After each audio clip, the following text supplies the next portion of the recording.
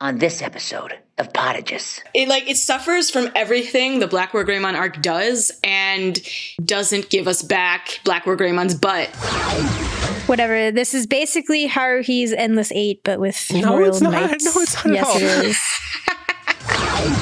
But these are just like places that we were tourists at for like half an episode. So wasn't even that interesting of a tour. Who would be the first to die unceremoniously in Game of Thrones? Teruo, because he's who is he? Your password. You can use mine to get on the internet. Podigious.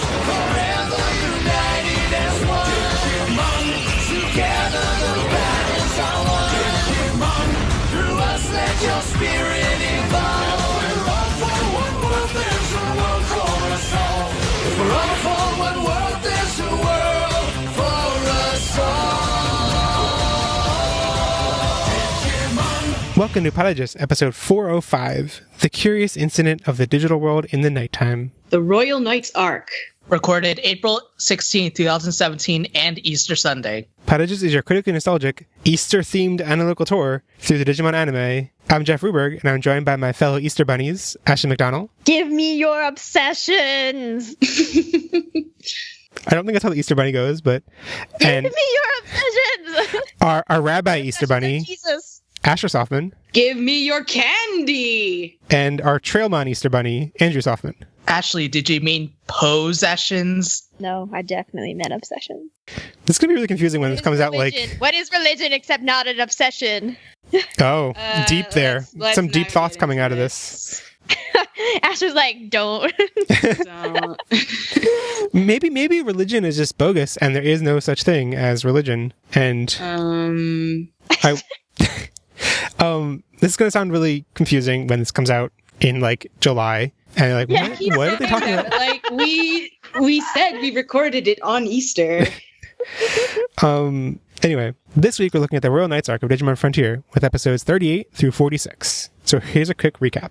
In episode 38, it can't be! Lucimon reappears, aka Prophet See No Evil, Prophet Hear No Evil, Prophet Do No Evil. Despite passing the Cherubimon midterm, the kids are held back and forced to repeat Digital World History 101 for the 5th time. In episode 39, The Man in the Moon is You, aka Fly Me to the Moon and Let Me Play Among the Starmon. The kids wake up in a neighborhood without any cell signal and struggle to get a taxi back to their hotel. In episode The Bully Pulpit, aka I am being bullied right now, a poorly utilized thesaurus tries to steal from the kids on the way to Steel Town, but instead they steal themselves for the introduction of even more unimportant characters.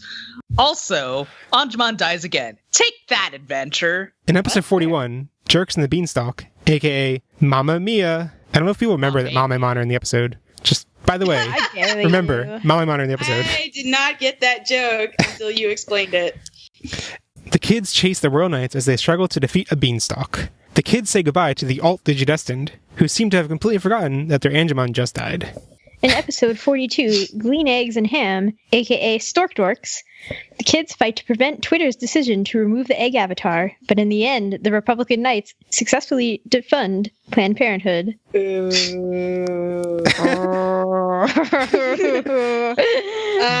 In episode 43, Bad to the Bones, aka The Devil Came Down to Flame Terminal. The kids try to reignite an old flame, but end up back at square one before the Royal Knights eat square one like it's a takeout meal. In episode 44, Now You See It, Now You Don't, aka The Castle Can't Protect the Data If There Is No Castle, Toji reunites with a friend from his old rock band before his meteoric fall from grace. Not Wizardmon keeps reading off his copy of the adventure script and becomes the ghost of Not Wizardmon. In episode 45, all aboard the Tag Team Express, aka the Royal Knights vs. Snowballs. The kids return to Akihabara one last time at the end of their trip. The Royal Knights are distracted by JP's brilliant plan to make a rudimentary slide puzzle, and Black War Greymon destroys the penultimate Destiny Stone. In episode 46, To Make the World Go Away, aka Support Your Local Library, the legendary warriors venture to the most thrilling domain, their local library. Yay! Before the Republican Knights try to cut its funding for good. The kids sing about library cards, contemplate murdering the librarian, and let the digital world fall to ruin.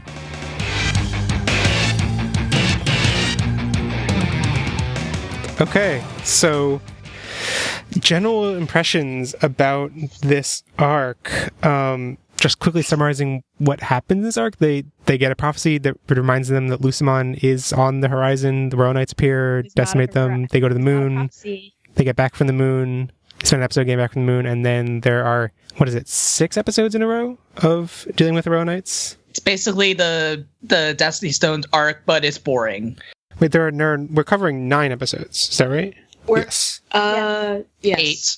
I'm pretty 46 sure. minus 38 I plus think 1. it's 9. It's 9. Oh wait, you're right. So there's 7 episodes after they get back from the moon, and so there's the Beanstalk episode, which then leads into there's the Steel Town episode with the new kids, which then leads into the Beanstalk episode.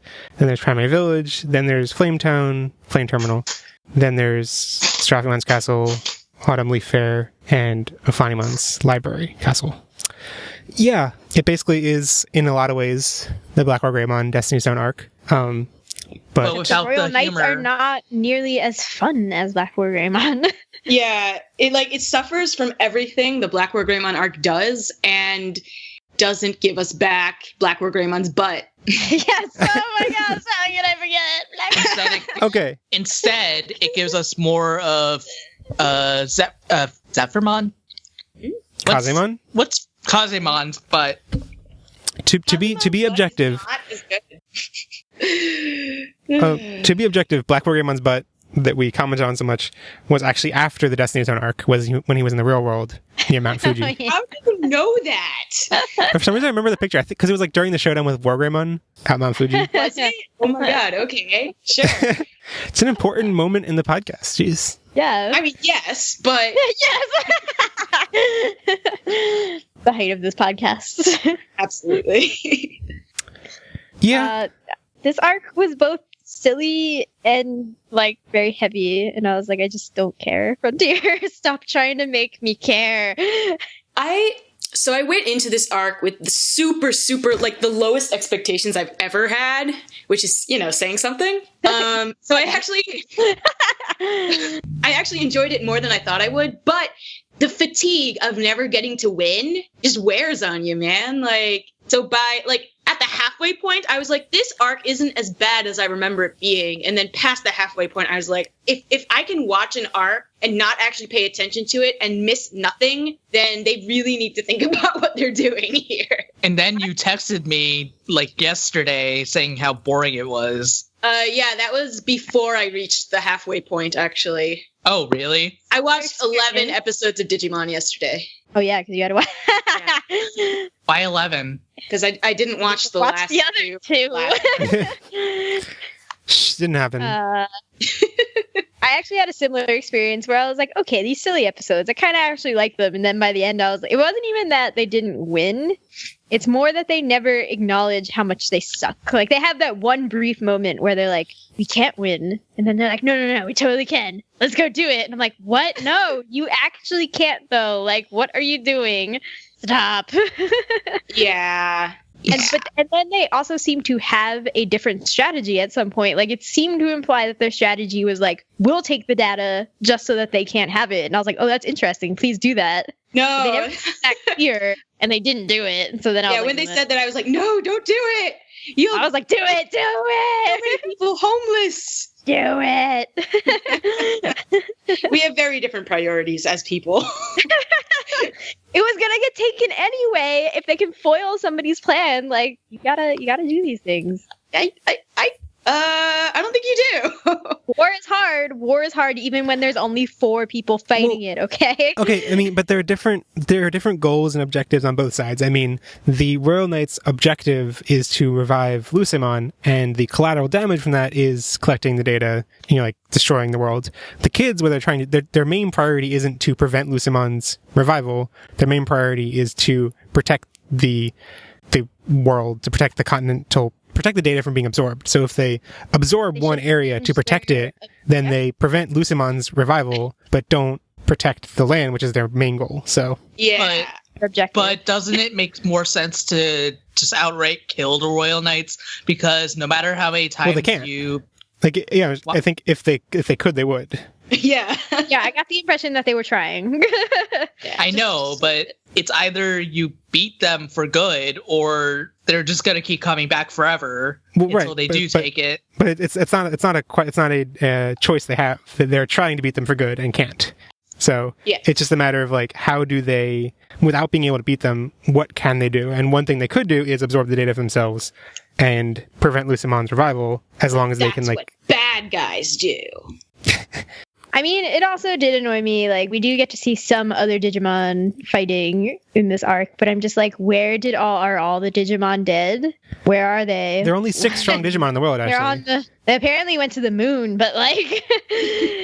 No, that's actually an open question I have, which is kind of like where we cut it. We cut it right when they get defeated they lose the last area and then ride a tramline to the moon. And all I remember about that when they get to the moon is that they meet the Lopmon and Terrymon, right? No, Lopmon and Salamon. But I don't remember, like, is all of the digital world's population on the moon? Because, like, where were the Trailmon going? Like, everyone's homeless, and they don't have places to take them, but they were all just, like, in every moment, there was like, okay, this problem's solved because the Trailmon took the Digimon away. But, like, where are they taking them? Yeah, it looked like there was some land that wasn't attached to the points that they were protecting, even up until the very last one, and then suddenly there was no more land. So, and also the kids could stand on the landless nothingness. Yeah. So I'm wondering if the Digimon could do that too. Well, I thought the implication was that they couldn't because they had to stand on like train terminals and stuff, and they kept using all the flying. Yeah, that's definitely what they implied up until the final moment where they lose the land and the kids are just standing. Yeah, and it's like, okay, you. I hate you, Digimon.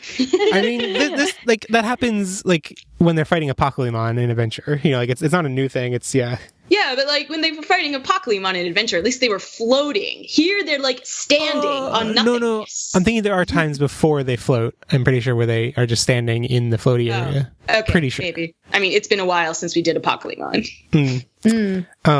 Yeah. Those are simpler times. He just wanted pizza. And hot and cold running water. Yeah. No, he had hot and cold running water. What does Lucimon want? I don't know. I just came up with a theory when we were talking about how they can stand on the ground. And I'm like, okay, well, if you can stand on the ground, then what is the point to having land there? And the main purpose of land is it obstructs vision. So Zoe, Lucimon could see up her skirt when there's no land there. And that's what they're mainly afraid of, I think. Is Lucimon. We're taking Jeff off the podcast. Yeah, we're not doing this anymore. Just side note, I mean, I'm sure they would come up otherwise, but like there are still plenty of frustrating like it's when they're coming back from space where like Zoe's skirt starts to fall while they're like heading 0G, and then it's like, oh no, don't look at me, like no, just you don't need to make these jokes, like it's not necessary. You can have female characters without that, and Digimon did that for quite a while. I mean, no, anytime you have a woman wearing a skirt, it's don't look at my skirt. I don't understand. There's nothing else that skirts could be good for unless. Well, it's a good thing when she digivolves, she gets rid of the skirt and just has. Yeah, she just has panties. Yeah, so it's fine. But she's fine with people looking at her like that. That's fine. Yeah. I'm holding back a little bit because I have more to say about the general arc structure in a topic about the arc structure. But any other like overall impressions of the arc as a whole? It's boring. It is pretty boring. It is pretty boring, and yeah, I think what Ashley was saying about like if you can just zone out and not miss much, that is rather telling. That's bad writing. Yeah, but I also feel like. I think for a lot, it's not just dependent on the show. I think for a lot of media, like the level of what you get out of it depends on what you put into it. So like, I think definitely for Digimon, where it's like, if you like don't give it much, it can be like, well, this was just bleh. But if you like if you pay closer attention, there are more things to appreciate. But I guess it's like, there's lots of media where the less you pay attention, the more you're like completely lost and you're like, I totally missed stuff. Where Digimon's never like that. It's just like, yeah, it's not good. Yeah, and also, like, yes, I did pay more attention, I think, in this arc than I have in previous Frontier arcs, because I was trying really hard to find something worthwhile out of this. But at the same time, like, it reads, or it watches, I suppose, very much like oh, this is how many episodes we have left in the season. This is how many we need to like save these for the interesting stuff that'll happen at the end, like, you know, the final boss. What do we do in the meantime? How do we how do you how bridge? do we yeah, exactly. And I mean, like, you don't need the Royal Knights, like, plot-wise. You just don't. Cherubimon was doing the exact same thing that they are doing now. The only difference is, oh, we can't beat these guys. Yeah, I mean, Wait, what were they doing the whole time? They were collecting data for Lucimon. but I mean, like, before, why while they're didn't doing the run Cherubimon. into them, yeah. Oh, why? Oh, they weren't revived until after Cherubimon Oh, died. right. I think Lucimon needed a certain amount of data. You know, you get out what you put in. I'll just- Yes, so I mean, when Cherubon's defeated, the like all the energy he absorbed goes back to Lucimon, which I guess could be enough for him to revive, to call to summon the Royal Knights, or whatever, and then All two. yeah, all two of them. Whatever. It's just This is basically Haruhi's Endless 8, but with no, Royal it's not. Knights. No, it's not at Yes, all. it is. It's Yes, not it at all. Endless 8 is more maddening. So I guess the main question I have about this arc as a whole, though, is like, I think Frontier has a pretty big reputation for having this really long Royal Knights arc stretch. And I think it stands out for most people more than the stretch of Destiny Stone stuff in 02. I think most people just look at 02 and they're like, oh, 02 was all a mess. They're either like, I love 02 or it was all a mess. Whereas Frontier, people either like, I love it, or oh, that Royal Knights thing was like a fourth of the show, which it clearly isn't. But I do get the sense people think that. Really? Wait, it's not the same as 02, where you're just like Frontier, because all of Frontier is a mess. I don't understand why this arc is being picked on in particular, to be honest. Well, I think it like is most visibly different than the others, and it's like, you know, like 02 has so many different ideas, and like it definitely feels like they don't know where they're going at times, and like whereas Frontier has like a core, you know, like they're going for troop. Like, there's a central driving force through most of the series, and then there's only like one point where that's like dropped and then picked up again with something else. So it doesn't feel like it's just like a mess. It doesn't feel like the direction of the show overall is a mess. I mean, sure, you could argue it is in execution and details and episode by episode, but not in the same way that 02 is. I will buy this, although like the Emperor stuff in 02 is half of 02, and I don't really see how like that's so different than like Duskmon appears and he's the final legendary warrior sort of thing.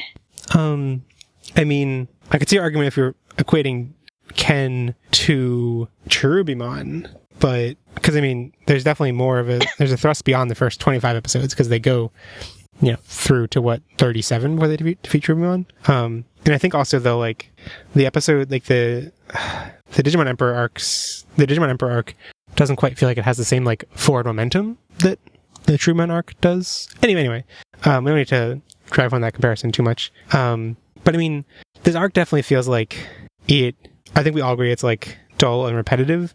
But does it feel like it's like so much worse than the other arcs? My main question. No, No, it really doesn't. That's my whole point. Is like in the end, like I do see. In the end, argument, it doesn't even matter. In the end, it doesn't even matter because they're the same. Like they're the same level of like bad quality.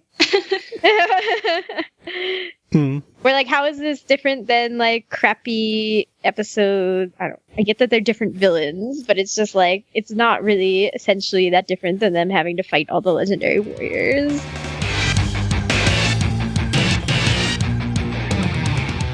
So for the first topic, I wanted to talk more concretely about the structure of this arc and kind of look at it from like two different angles. The first of them is just like the plot structure of like, okay, we need to make an arc of this many episodes, and the goal of it is that they need to fight several times and not win. It needs to be a string of unwinnable fights. And the second angle is that it's basically them retracing steps that they went through at the beginning of the show. So the first angle, like the unwinnable fights, like we've been alluding to before, it's very similar to the Destiny Stone arc of Adventure, but I think what is different about it, I think it feels more fatalistic or inevitable than that arc, because the way the Destiny Stone arc was spot out was, if all the Destiny Stones are destroyed, all the worlds will end. So it's like, okay, that's not going to actually happen, right? Like they need to stop Black Orgama before he destroys all of them, or something's going to happen. And also, like, Black Orgama wasn't totally evil, so there's a lot of like mystery and intrigue, like what was going to like how was that going to turn out? It wasn't clear that like once that was spun out, it wasn't clear that they were going to destroy all of them except for the last one and save just the last one. I think that was a genuine, like, you had to figure that out as you went along. But this arc, the way it's spelled out, is Lucamon will be revived. And they're clearly gonna, like, he's clearly set up to be a thing they fight. It would be weird to set him up and then be like, oh, they don't actually fight him because he's never actually revived. And the conditions for his revival are he absorbs all of the world's data. So from that, like, just with that base level of information, it seems pretty clear that, like, they're going to absorb all the world's data. So the kids are going to lose every time. And I don't know, I mean, I'm curious if anyone has memories about that. I think we all going into this watch knew that's how it turned out. So we don't really have like a pure impression this time, but I'm curious if people remember when they first watched it, if they knew that they were going to lose every time. Oh.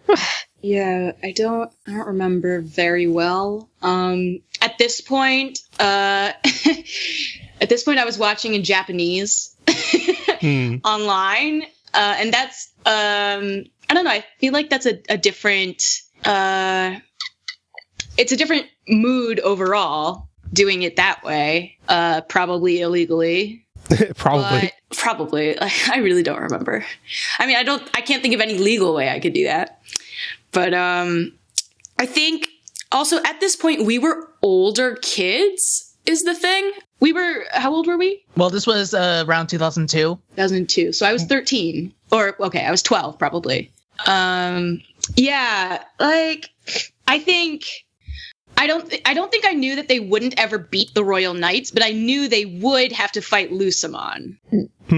I guess the other question I have, like, the question is, like, is there anything interesting to this kind of dramatic irony? And on some level, it doesn't matter because, like, what we're kind of concluding is that as kids, we didn't really pick up on the structure as being so obvious.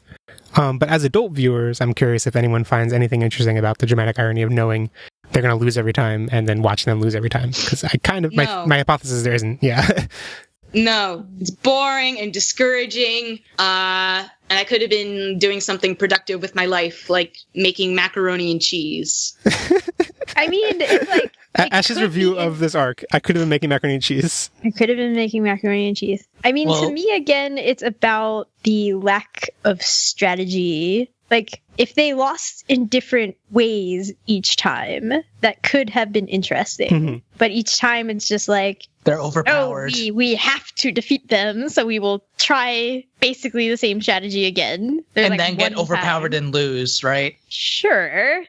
Yeah, and it's just like but on that note, actually, I think something that's because one of the things I wrote down as like a complaint was actually that it's so inconsistent. And I think it's like it's almost like the opposite problem that you're describing. That what I think is inconsistent is the conditions required to extract data. They feel kind of like whatever the script needs at that moment, which is just a symptom of lazy plot execution, connecting dots. Like in the way that the land can protect the data. Right, like in some places they need a special, like for the Beanstalk Village, they need to like figure out the mystery behind the saying to get the land's data. I'm trying to remember other cases in this arc, but there was stuff in that was because the Beanstalk had like seeped into the roots. There was at least an explanation given for that, which I thought was interesting. Primary Village, that I thought was kind of BSE was the one where JP could like shift around the town or whatever. I was like, no.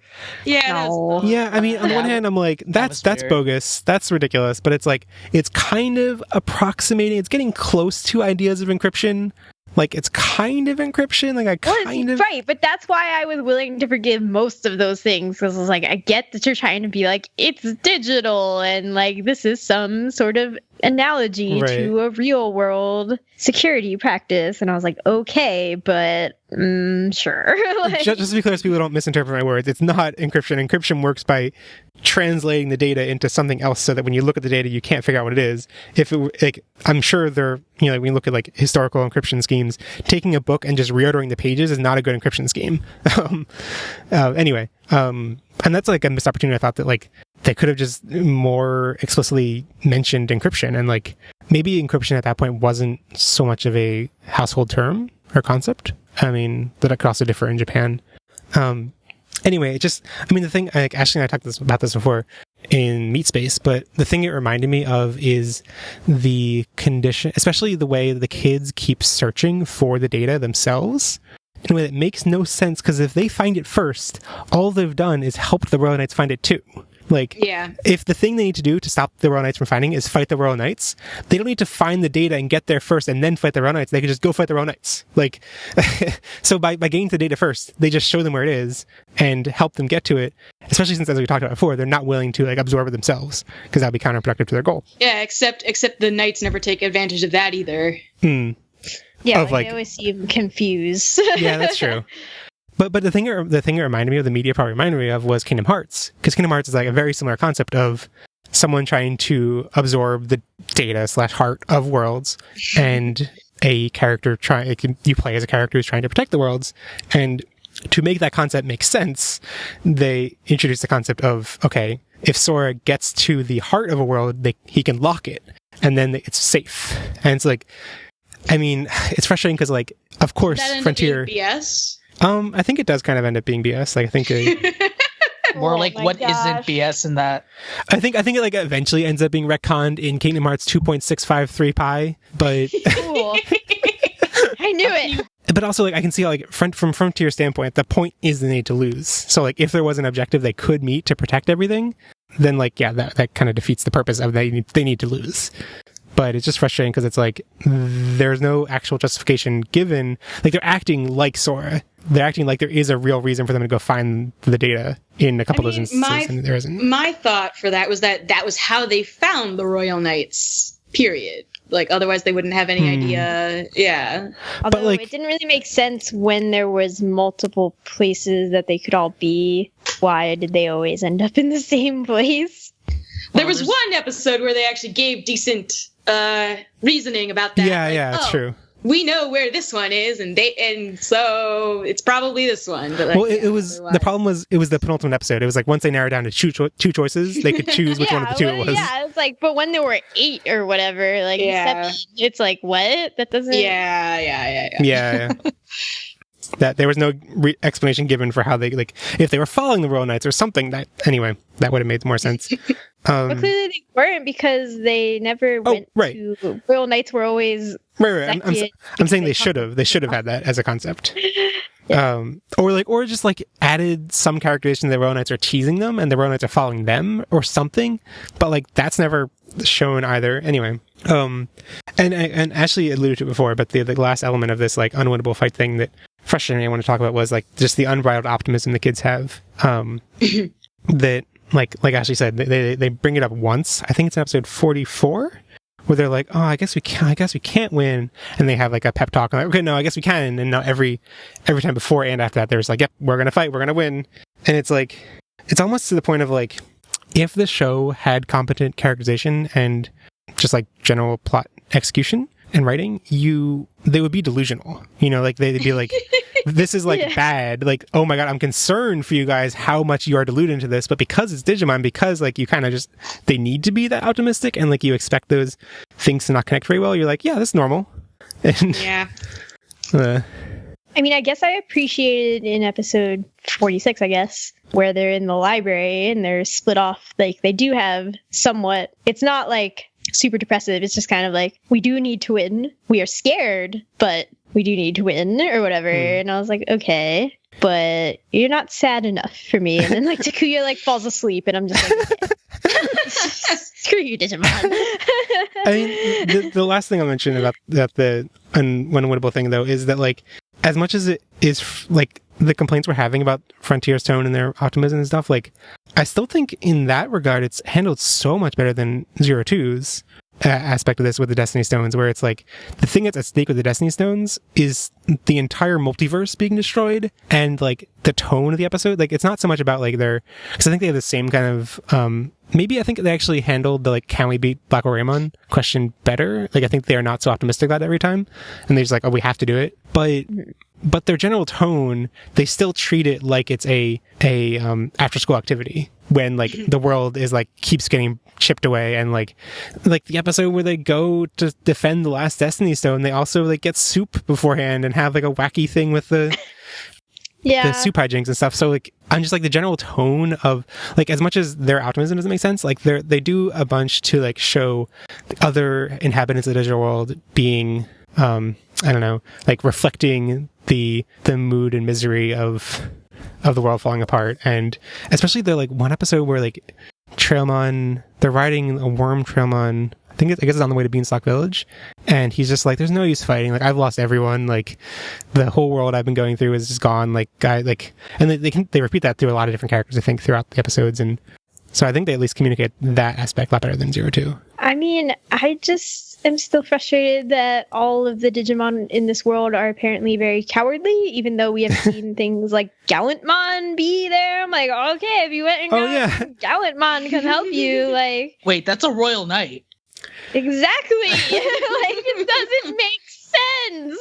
I mean, okay, I was like, okay, I guess I just don't know how many powerful Digimon there are, but in the backgrounds of those scenes, we have seen Digimon that should be really powerful. I mean, the one that I'm thinking of is Zoe was like, it doesn't show her talking to Gallantmon, but it's when they're looking for information or something. Yeah. And it's supposed to imply that she's like directly talking to Gallantmon. No, they do actually have Gallantmon talking explicitly, because the dub actually repeated the like Takato Gyomon voice dichotomy that the Japanese version never had. And so like it's kind of like implied by the dub voices that actually is a fusion of a human and Digimon, which is like, that's weird. Okay. Or at least 2 Digimon. Oh, that's true too. I don't know. I just have difficulty like accepting that this world, that they would keep losing and like have no other strategy. It's a very defeatist world. Yeah. It doesn't.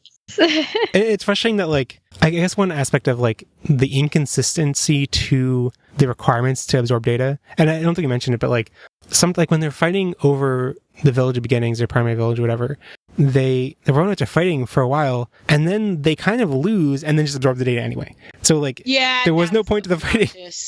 Then it's like, it doesn't even matter. Like, whether they win or not, actually anything they do in this span of episodes matters not.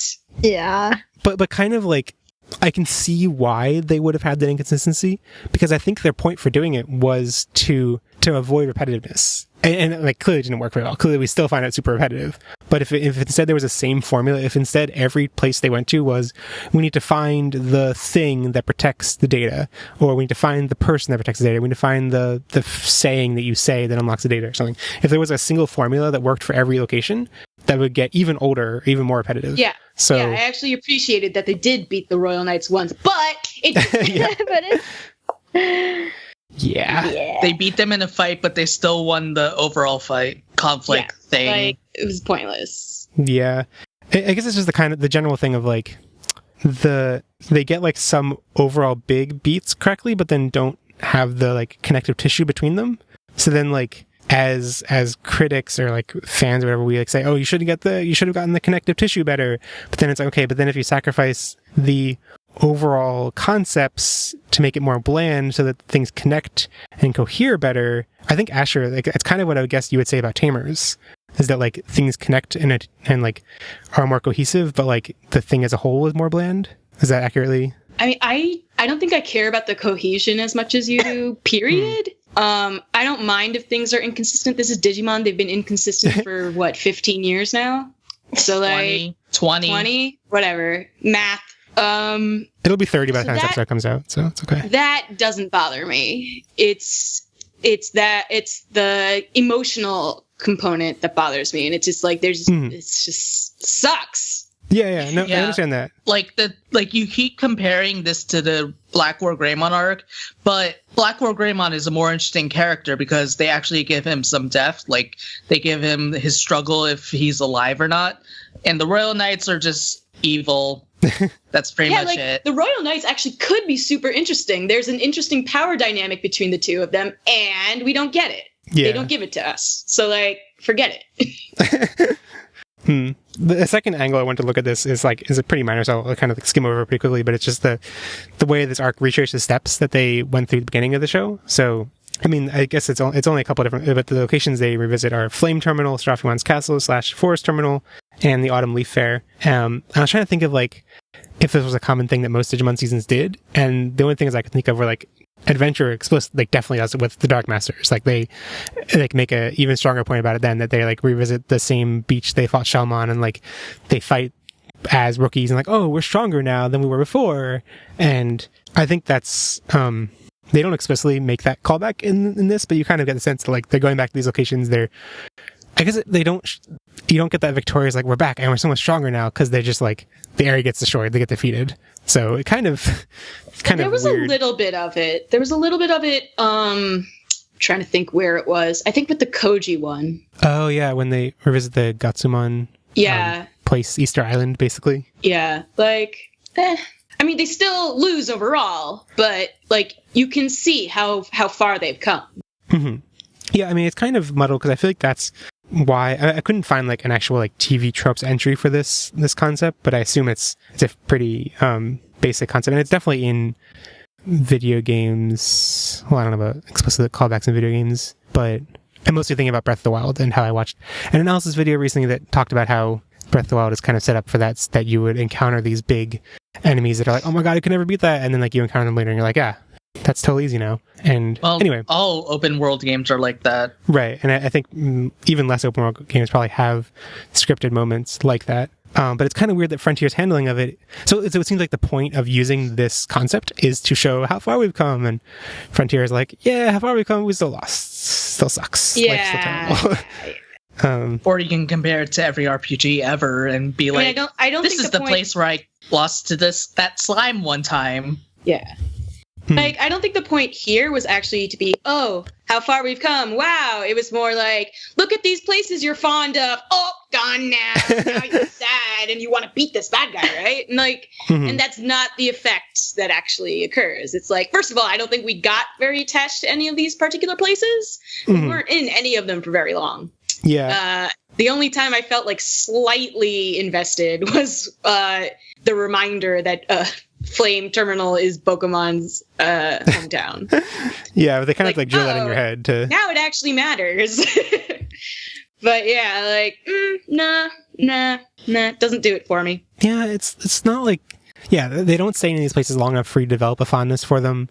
And the thing I wrote down in my notes was it reminded me of, I realized it's so different from that, which is like a lot of the ways that sitcoms end, and there's a I forget what it's called. There's a not montage, but a collection of clips of this that you can find on YouTube that is like when sitcoms, it's called like a montage. Well, no, when you gather a collection of like a highlight reel of it's a montage. It's not anyway. When a bunch of sitcoms ended, the last shot they would show is the empty living room set. You know, like the family or whatever moves away, and so it just shows like the empty living room, and it's like the set you've seen for 5 to 10 years or whatever, and it really effectively evokes that like, oh, it's so empty now, and it's like this place you've grown super fond of, and you're like, oh, look how far we've come, but also it's really sad that it's over and all this stuff. And like Frontier in comparisons, like, yeah, they try to evoke that like the place you care about. It's more, there are more stakes if it's destroyed, but it's like we were only there for an episode, and it's like I feel like this could work if it were people's entry to the series. Like if they did the same kind of thing with the opening locations of Adventure, I think it would work much better there for most people who like that was their first thing. But for people who like, because I think you have a stronger attachment to the thing you first got into, like the thing you first attached to from Digimon or from any series that matter. But these are just like places that we like were tourists at for like half an episode. So yeah, Wasn't even that interesting of a tour.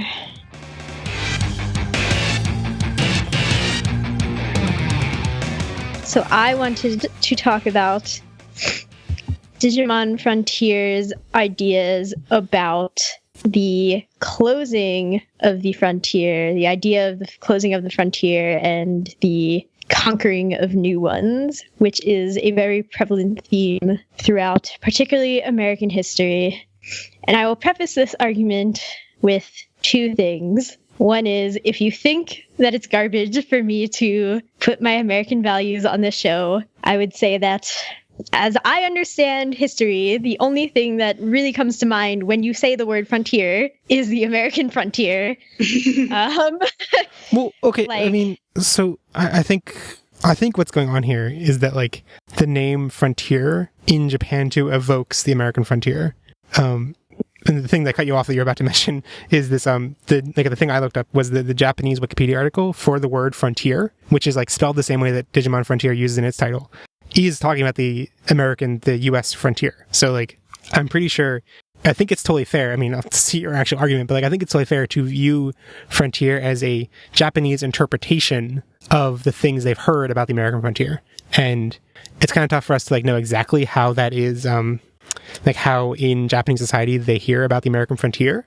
You know, like it may be that like it's taught in schools. Like, I mean, we definitely in American schools didn't learn about Japanese history, but I assume it's possible that in Japanese schools they learned about American history, but also probably in a totally different way that we did in America. So I think it's totally fair to look at this as a Japanese interpretation of this American thing. But yeah, like you're saying, I think it's totally bogus to say that you can't view this as related to American things at all, because it totally is. Well, you could also think of it as maybe American cinema had a very big influence of Japanese cinema, especially Westerns on samurai movies. Yeah, like Westerns like always engage with the concept of the frontier, and yeah, like you're saying, there's a connection between Westerns and samurai movies, so... Because, I mean, they basically have the same plot structure usually, and that's why we have movies like The Seven Samurai and The Magnificent Seven. Yeah. Sorry, I cut you off. I would also say that on Lost in Translation Mon, you know, the two Australians also made the joke connecting Digimon Frontier to the American frontier. So my understanding is that they also somehow learned about the American frontier. So this must be a thing. Maybe Oregon Trail's popular. Oregon Trail. I would also say that for me personally, it is the thing that I truly study, not like the American frontier in particular, but Digimon Frontier is what you studied. Yes, Digimon college. Frontier. Pokemon Frontier. My focus in college was particularly American literature and American studies. I have a double major. And so the way that would manifest, double major. It's like the way that would manifest is not like straight history, but like the stories that America likes to tell itself, the myths that America tells itself about its own history is more how I would frame that. And how cool it wants to be in its mind. Yes. So I will start it with a brief history lesson of what is the American frontier, because if you've been listening this whole time and you don't know what it is, then it's just confusing. So it's basically, you know, America started off as 13 colonies, but then basically the whole history throughout the 1800s is America getting all of the land that is the continental US. And so it's like, oh crap, we've gone into all these wars with European nations and Mexico and native tribes, and now we've got all this land. Like, we need people to go settle it or whatever. And map it out. And so the way that you do that is, you know, people went through things like the Oregon Trail, but if you played that game, obviously it's like you might die and like you will die. You will die of dysentery. You will die. Or snake bites. Exactly. So it's all dangerous. Fording a river. I played that game so many times that I never knew what fording meant. And I never thought to look it up in a dictionary.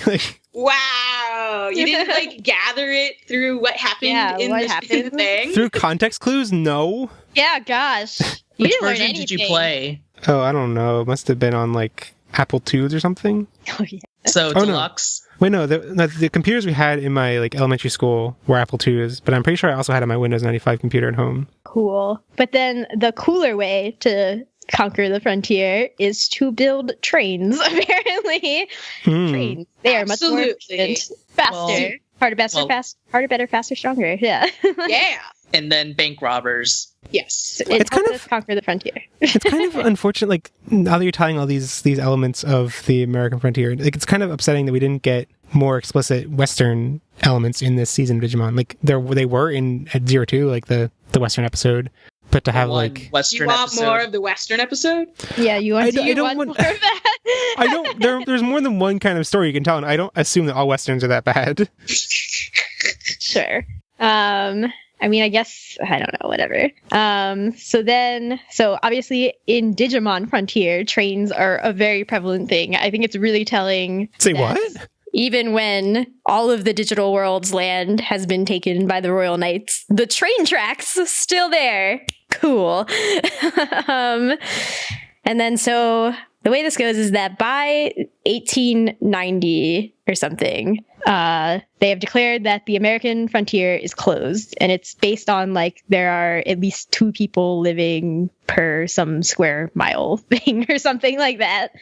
And which isn't necessarily a bad thing, except that people took this as a sign of like, no, the American frontier, like conquering it over those 90 something years or whatever, was something that like formed the American race, basically. Like it's what gave us our individuality and like our love of violence, just like a bunch of characteristics that they're like, okay, but if we don't have a frontier to conquer anymore, like what's going to happen with that? Yeah, like who are we as a people? So then people have tried to redefine what frontiers are.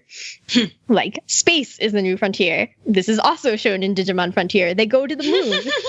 They go to the moon on a train. I think that's, like, super evocative. Well, first they go to the moon by being blasted really hard for some reason. They're blast off again. Like, the internet is seen as a new frontier because it's supposed to, you know, theoretically, it's some free, massive world that, like, it can never be truly conquered. It evokes, like, massive communication and, like, all these things. Of course, we know that it's not actually totally free. Like, everybody has money in that game. There's corporations. The government has done crappy things recently to, like, give away your private information to whoever will. Well, that's always going to be a problem. And that's Exactly. going to the States now. Sure. The point is that the frontier has always been an imaginary thing for which you can conquer, and it has never been truly free.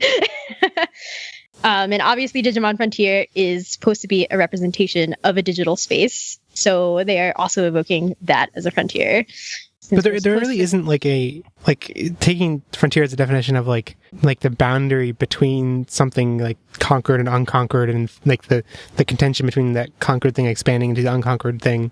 Like Digimon Frontier doesn't actually have that, right? Like. Sure, but I think Digimon Frontier goes beyond. So the way that people have then critiqued the idea of the American frontier is that what it now does for us is that we are very imperialistic in a sense that we like always want to fight totalitarianism. So like it's the justification for doing crappy things like getting involved in a civil war with Syria and stuff, because we like think that's our duty.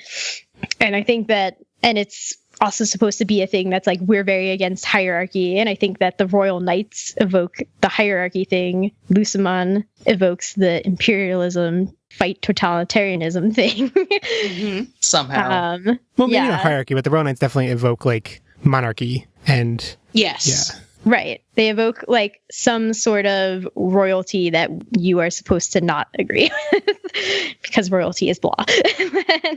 Actually, I don't want to derail completely, but it's like this concept came to me as you were describing the like it kind of actually seems like, and I hope this isn't like a troubling or problematic connection, but like the way we think and talk about social issues in a way that's like there will always be work to do. Like there will always be like a front line of a cause that is like just getting mainstream acceptance, but has been, you know, accepted in, you know, smaller communities for a long time. But like there'll always be more to like, because some people are like, oh, we just gave like marriage right to gay people. Like, oh, there's nothing else to do, right? Oh, now there are trans people. Like, ugh. And you're like, no, there's always more to do. Like, just because you were like ignorant of it before, like there's always more to improve.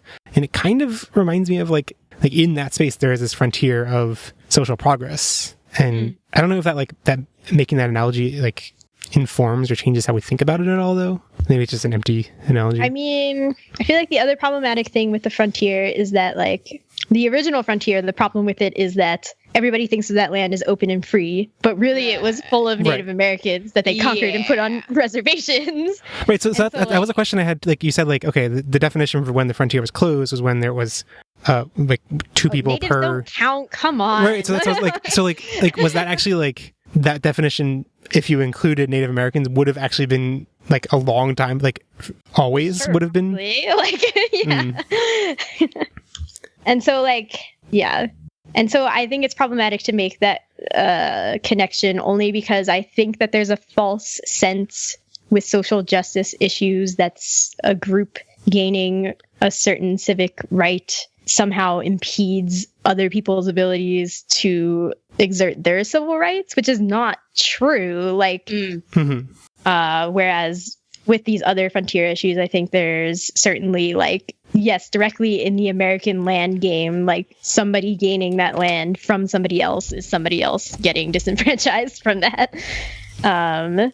Yeah. And so I feel like given all of these things, seeing this play out in Digimon Frontier, I think it does lend more credence to Jeff's earlier argument about the human savior narrative. Like, I've always agreed that there have been undertones of that. I found even more undertones this time, like in this chunk of episodes too. Yeah. Like Right. the talk about like, this is our home too, and it's like, can you really say that? Can you?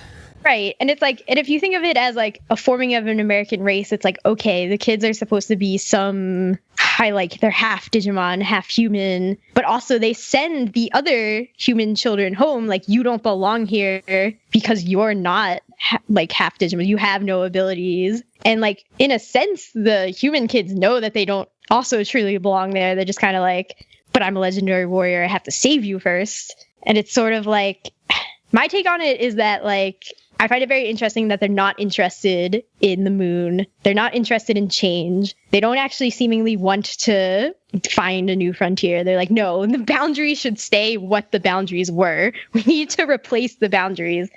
Which in a way to me is like an acknowledgement of a globalistic society. Like, okay, we are connected, but also like we can stay within our boundaries, and like a move towards isolationism. Yeah, that was what I got out of it. I don't know how other people felt. And the only other thing that I really thought was interesting was that like this digital world does seem to be a good actual balance of what the frontier mythically is, like this free open society where you can move around and like you can all just like coexist in the way that there are apparently like in training Digimon that live next to mega level Digimon and all these things.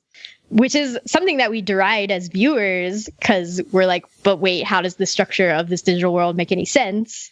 But like, if you think of it as a frontier that's like trying to actually be a cool frontier, it's like, okay, I guess that makes sense. But I still wish you would explore it a little more. But like, fine. Yeah. Yeah. That was what I had. It's good. It's good stuff. I know. I was very excited for this topic. I was like, oh, for once I have something smart to say. Nice. Yeah, the way that they like go to the moon, but then like still treat like, but the digital world is like different from the moon, but is like, I don't know. I guess I'm like, that's weird from our perspective because we're like, isn't the moon part of the digital world? From their perspective, like, yeah, the digital world is their home. They should care about their home. They shouldn't want to like leave their home and go somewhere else. And like these aren't the characters we see in this world aren't imperialistic or like trying to expand the frontier. They're just trying to live. Yeah. And I think whereas like in today's society, we still want to conquer the moon, right? Like there are people who are like, yeah, I look forward to the future where we can like live on Mars and stuff. But I think as a society, we have collectively not that like we've lost our incentive and drive for that. Space. I mean, just in terms of True. like funding and stuff. Yeah. But that might not match with but I societal think you values. still It got, might like, just match with people- Republican policy. And you still have people like Elon Musk is definitely driving moves towards that still. Yeah, he drives it in a space car. He's like, Yeah, he drives it in a space car. Thank you. I get it. I know. Like, I mean, if he can make us Hyperloop in the next year, that'd be great. I want I it. mean, if he could get me to Los Angeles in an hour, like I'd be totally down. Unless it costs like $1 jillion, then I'll wait for it to go down from $1 jillion. Yeah. Yeah. The more like discussing this topic, like my personal conclusion is that like the choosing of the frontier title and theme was like they wanted to like take cues from all of this imagery and take cues from Western filmography that they'd seen, and like I'm really curious. I mean, if anyone knows anything more about this, I'd be thrilled to hear about it because it's really hard to find this kind of information online. But like, because we know about the American myth of the American frontier, which is a very like self-fed, like here's the myth we have about ourselves. And I'm really curious what that is like passed down to Japan, especially since like through education curriculum, like I assume a lot of that like might be passed down through like when the US occupied Japan. And I mean, I'm really curious like how much US history is taught in Japan, if any, because I kind of don't expect, there shouldn't really be, like, there's no reason, not no reason, but it seems unfair to me that, like, we should expect, like, as America had, like, setting education policies in Japan after World War II, to expect Japan to learn about America, but not vice versa, seems like, pretty gross.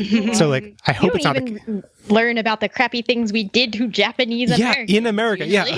yeah. Like, Well, no, I mean, we I think in our curriculum, we had teachers who did go out of their way to teach us that, which is cool. But I assume that was, like, their own prerogative and not the textbooks. Yeah. So, I don't think it's, like, totally standard to do that. Did you guys read Welcome to Manzanar? No, what's that? No. Is that the name of the book? That is the name of the book, yes. It's about one of the concentration camps. Oh, it's Farewell. Wait, did I say Farewell? You said welcome. You said welcome. But I Googled Welcome to Manzanar and got it, so... Oops. Well, it's been a decade since I read it.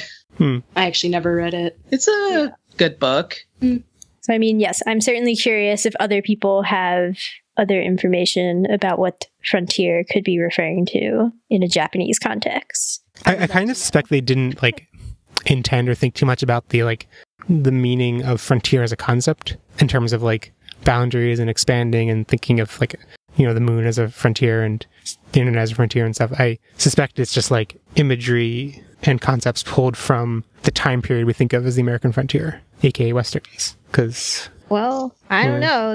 They crammed a lot of imagery in there. Let me tell you. But with some level of imagery, just kind of like by happenstance, sometimes correlates. I guess. These all seemed fairly purposeful to me, but... No, I don't think it's like... I mean, I think there's a difference between like what I'm talking about is authorial intent, and you're talking about critical reading, and I think critical reading is what matters more. Like what the author's intent doesn't in a lot of ways matter, but I was just speculating what their goal was. What we take away from it matters much more than what their goal was. Screw their goals.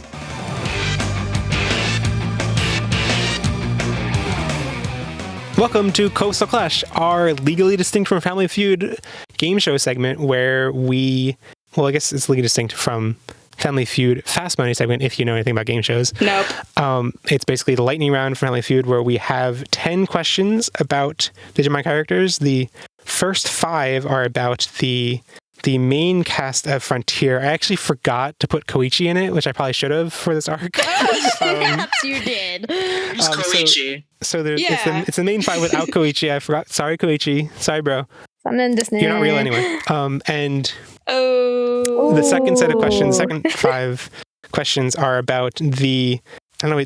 I have my segment about them is called the Unchosen Children. So that's a good description for them.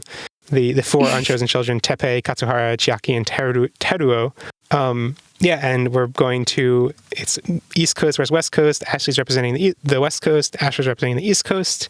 And yeah, so we're going to start with Ashley. So Asher, take off your headphones. Cool beans. I'm gonna lose. Bye-bye. Let's go. Okay, I'm going to put 60 seconds on the clock. I will pause when you hit the midway point, so you can like switch over and look at the Unchosen Children and refamiliarize yourself with them. Yes. Okay. And this is the image that you have that shows the kids is the same image that the people had when they were choosing. So, and also I guess I should mention the date. And I didn't remember to mention this to Asher. We asked these questions. I mean, you know, when we first tried to record. So like time wise, it was like right after Attack on Titan aired that week, I think. Not that that's relevant at all to these questions. Oh, okay. Okay, I'm going to start the clock. Ready? Yes. I'll start the clock once I finish asking the first question. Most likely to be played by a white actor in a mediocre Hollywood live-action adaptation. Takuya. Most likely to be gay in a surprisingly decent Hollywood live-action adaptation. Koji. Worst at proposing a healthcare reform bill. JP. That's me. Most unclosed browser tabs. Zoe? Most likely to insist on calling My Hero Academia Boku no Hero Academia. Oh boy. JP. Okay, so now we're pausing to you can refamiliarize yourself with the Unchosen Children, Teppei, Katsuhara, Chiaki, and Teruo. Oh gosh. Okay. I mean, you don't need to pronounce them very well. Like, I think as long as Andrew understands what you're saying and can write it down. Okay. Ready to go? Okay, I'll start again once I finish after reading the first question. Who is the most memorable? Katsuharu. Who would be the first to be eaten by a Titan in Attack on Titan? Teruo. Who would be the first to die unceremoniously in Game of Thrones? Tepe. Most likely to have voted for Trump. Ooh, Tepe. Most likely to have only been included in Digimon Frontier because they were some obscure game with a Japanese-only console. For a Japanese-only console. Chiaki. I think the way I do it is as long as I was finished asking, as long as in the middle of asking the question, you got it. So you got to answer all of them within Yay. seconds. Okay. How do we get Asher back? Slack? There we go. Can you hear me now? How about now? Yeah. Yes. There we go. It me. Just a reminder that I asked these questions when we first started recording, or we first wanted to record, so I guess it was last week, right? Yeah. Yeah. Just in case there are timely things. So start the timer at the end of the first question, and then I'll pause after 5, and then so you can refamiliarize yourself with the Unchosen Children. Okay, so normal Chosen Children without Koichi. Most likely to be played by a white actor in the mediocre live-action adaptation. Zoe. Most likely to be gay in a surprisingly decent Hollywood live-action adaptation. Koji. Worst at proposing a healthcare reform bill. Junpei. Most unclosed browser tabs. Junpei. Most likely to insist on calling My Hero Academia Boku no Hero Academia. Koji. Okay. That's actually a good answer, damn it. Is it? Wait, what about that is so good? No, because Koji's the one who's all curmudgeonly, like, oh, we were floating around for a half second here, but I'm already bored. I don't like it. Koji's also the one that's like most stereotypically Japanese. Like he's got the samurai thing going on. You have 33 seconds left. So again, it's the 4 Unchosen Children. Yes. Who is the most memorable? Teppei. Who would be the first to be eaten by a Titan in Attack on Titan? Chiaki, because she's a girl. Who would be the first to die unceremoniously Wow. in Game of Thrones? Teruo, because he's... Who is he? Most likely to have voted for Trump. What? Most likely to have voted for Trump. Teppei. Okay. You have infinite time for this one because I'm already started to ask it when the timer's out. It's the last one. And it's also long, so I can't read it all in one go. Okay. Who would be the Okay. most likely to have only been included because they were in some obscure game for a Japanese-only console? Oh, geez, none of them. But I guess Teppei, because he has the most colors in his outfit. Wait, is Asher getting points for that last one or no? I'm Yeah, confused. he is. Because I just needed to have asked it before. Sorry. I totally forgot. I'm like, why are the numbers so wrong? I totally forgot. A new thing I decided to introduce this time is that the second round would be worth double points because this one is so much harder to guess that they're all so bland Yeah. that choosing between Seriously, I don't even remember which name goes to who, except for I mean, I Katsuharu. actually knew their names. But You're it was so nice to have them. cool. I'm not. I'm really not. It's just some of them are names I am fond of, like Teppei and Chiaki. Chiaki Konaka. Okay. Nerd. Whatever. So did Asher destroy me? Is that what happened? Okay, let's take a look at the scores. Okay, so most likely to be played by a white actor in a mediocre Hollywood live action adaptation. Ashley said Takuya, and Asher said Zoe, and Takuya's number 1 and Zoe is number 2. Takuya was 45 and Zoe was 36. People are incorrect. I mean, I think people chose No, the because main character. Takuya's he's the main character. Yeah, but Zoe's like, all right, fine, whatever. No, you weren't supposed to think about it in terms of their gene things going on. You weren't. No, I know. This was played. I did almost say Takuya, but if you were being truthful, they would both be played by white people. Oh. And they would get together. Yep. Oh, that too. Anyway, most likely to be gay. So that, in case you wouldn't notice, the last one was not so subtly jabbing Ghost in the Shell. And the second one was not so subtly jabbing or referencing the Power Rangers movie, most likely to be gay in a surprisingly decent Hollywood live-action adaptation. And you both picked Koji, and that was the number one pick, which I'm surprised by because I thought people would go more for Zoe since it was the female character in Power Rangers. Don't tell me that! I didn't see it yet! Oh. See what? What? Oh. Power Rangers! Go watch it. Sorry. Don't? I thought it was good. He said go. Oh, yes. Sorry. And also, I've heard it's not a big part. I picked Koji because him and Koichi are so... You want incest? Yo, they are super weird, okay? I had in my notes, like, Crusadermon, is she an incest shipper? And apparently Ashley is too. So... Yeah, I mean, I don't So is ship a them. large part of the fandom. Okay. Worst at proposing a healthcare reform bill. Like, I'm glad that didn't... Anyway. And you both picked JP, and that was number one with 57%. Most unclosed browser tabs.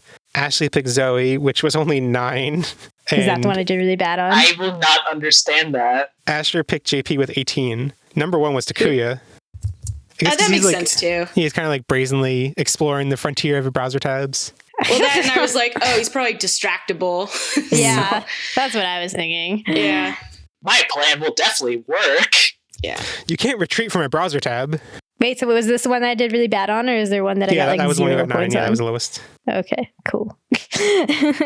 And then for the Unchosen Children... Oh, sorry, I missed the last one. So for most likely to insist on calling My Hero Academia Boku no Hero Academia, Ashley picked JP for 24, and Koji picked Asher. Yeah, Asher picked Koji for 36. And that was... Yeah, Koji was number one, and then JP was number 2. And then round 2 for double points. Most memorable, Ashley put Katsuhara, and Asher put Tepe, and I literally can't remember who those two are. But Katsuharu is the leader, and Tepe is the bully. Katsuharu is Kazu, Tepe is Tai. having the like different set of characters, a different set of power dynamics makes it even more confusing. Actually, I thought that was really clever because they gave Tepe the same voice as Tommy's brother.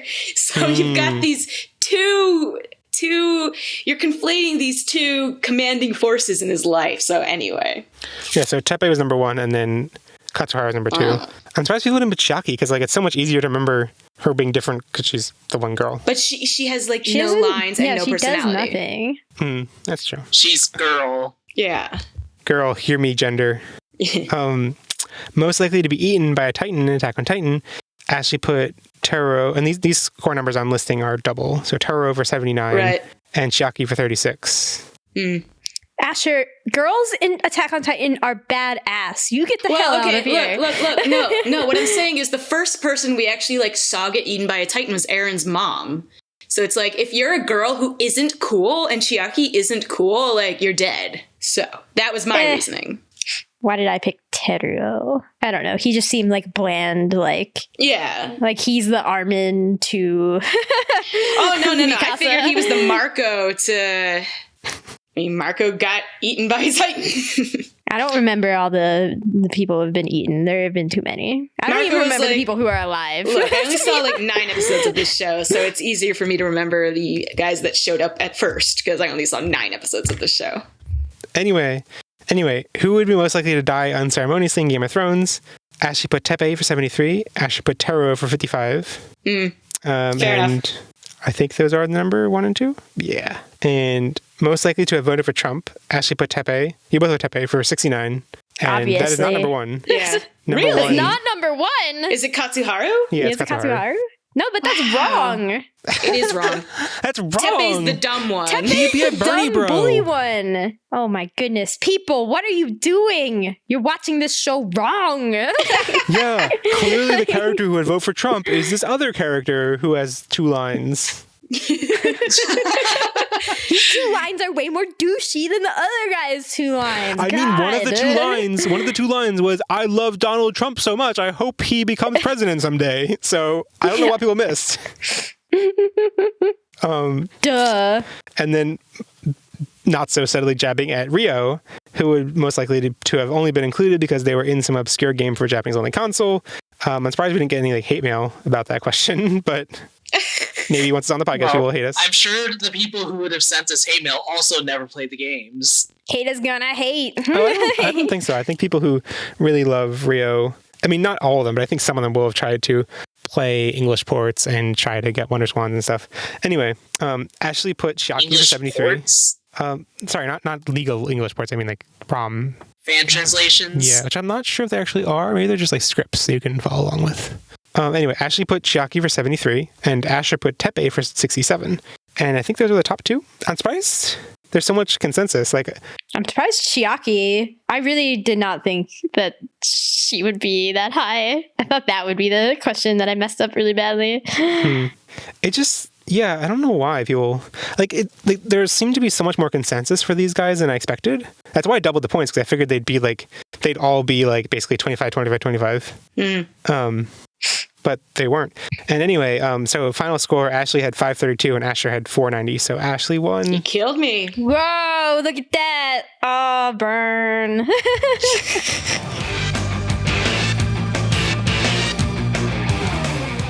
Royal Knights? Yeah, so I thought it'd be a good time to, I mean, as we go through more of the Digimon franchise, we're going to encounter these guys more and more. And this is really the first time they appeared to us in our podcast coverage. I mean, not in our, we've seen plenty of stuff with them before. And I thought it was worth looking back at the history of like how and when they came to be, because this is really the first big appearance of them in the Digimon franchise. And as people who have played, I don't think it's too much of a spoiler. I mean, I think people talk about the Royal Knights so much, like, if you really don't want to know which series they appear in, and you consider that a spoiler because you haven't seen a bunch of Digimon properties, skip ahead a minute, and I won't keep as long in a minute. But they appear in Digimon Savers, Digimon X Evolution the movie, Cyber Sleuth. I think there's a manga or two. Technically, they appear in all the seasons, just not as the group. So members of the Royal Knights in what you consider, yeah, but the Royal Knights as an actual concept that is addressed by the narrative appears in only those. But it's a lot of them, and it's kind of like the most frequently used concept in Digimon these days. So it's kind of weird to look back at this point where we're like, whoa, Royal Knights was a new concept. So it's kind of hard because looking back at the history, you can find mention on the two different Digimon wikis about the Royal Knights and how they're used in the fictional properties. But what I was really curious about was like when Royal Knights as a concept really started to appear in the franchise. And that's harder to look up in history, but I opened a thread on With the Will asking people who were around in the fandom back then to recall. And it seems to me that this is really, there were mentions on character profiles and I think cards before this premiered in Frontier. Like the Dukemon profile from Tamers mentioned that he was a member of the Royal Knights. And so like that was, I think both in the card game and the like anime profile mentioned that. So people were like, okay, I guess Royal Knights is a group in Digimon, but like, okay, I don't know if we're actually going to ever see it. But I think there was some, like from some members of the fandom, they kind of thought it would be like, okay, this seems to be a new thing that's like hyped up. And like the thing is that a lot of the members were previous season Gogglehead, like maximum levels, like Omegamon, what are the other ones? Well, Galamon / Dukemon. Imperial Dramon Paladin mode was the founder, but he's not a Royal Knight. So I think that was mentioned in the character. So like there were like since the characters that were listed as members were so high profile, they kind of expected, okay, maybe they're going to make an appearance in something, maybe someday. So then when they appeared in Frontier as these two new designs that were like also villains, because they've been linked to protagonists before, and to just be like, and they're super villainous and they're not what you expect at all, was I think a surprising moment for the fandom. And there's apparently this is a weird thing to look back on, but like people expected Rapidmon armor mode, or not armor mode, the armor evolution of Rapidmon that was golden to be one of them because of their classification in the Digimon hierarchy, but that never came to be. And also Magnamon would have been a good right. Magnamon comparison. Was listed as one too. Right. Anyway, people were caught off guard, and it's weird to look back on this point and be like, this is how they were kind of, because I look back on it now and I'm like, this is kind of a teaser for them to introduce Royal Knights as a more fleshed out concept, to actually have the whole team, to have them be more prominent in the plot and everything. But the next property where they actually appear was several years later. Like, I forget the dates exactly, but X Evolution was the 2007.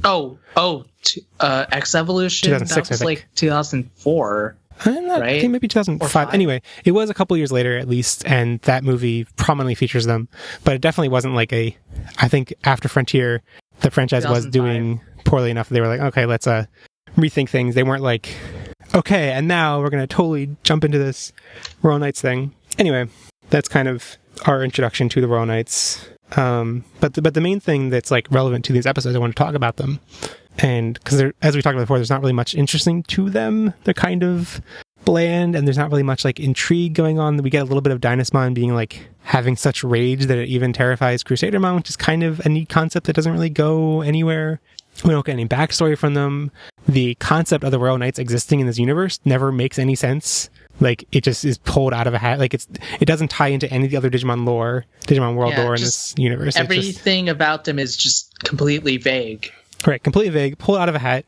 The fact that they allude to it being they don't say how many members are or whatever, but like they don't make it seem. I think they make it pretty ambiguous whether it's just these two or there are other members.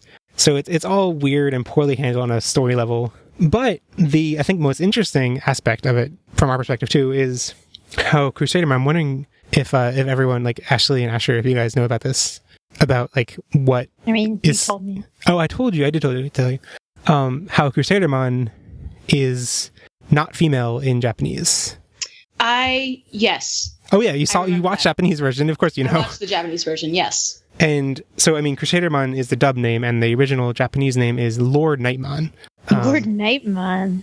Which So original. has been, But it does make sense with the different Nightmon that appear in that one episode. I think the other back in the day, the other way Lord Nightmon's name got written down was Rhodo Nightmon, right? And where RHODO refers to the fact that he is pink. Oh, I saw like in the character related, profile. yeah. It mentioned it was like related to Rhodo Knight, which I'm like, what even is that? I don't Like know I what said. that is. If that's a thing, I don't know what that is, but I it's like- assumed that Rhodo was related to pink. Are rhododendrons pink? What? Rhododendron. Oh, the flower. Yeah. I don't know. What, See, I what am I? can't- Rhododendrons? I mean, look up Yeah. Rhodonite because I can't tell what color that looking up- is. Rhododendrons are pink. They are the kind of pink that Lord Nightmon is. And I guess Lord Nightmon has flowers, so Yes. yeah. And Yes, the thing he is that like I think that inconsistent transliteration or whatever translation of the name has persisted. I'm pretty sure in Cybersleuth. No, in Cybersleuth they say Crusadermon, I think. Yeah, I say Crusadermon. But I've definitely also seen like Load Nightmon because it's like loading That's data. silly. Yeah. That's No, that's not acceptable. Boo. Yeah, so let me actually confirm that. Well, I don't know how to confirm that because I think it was in like spottier translations.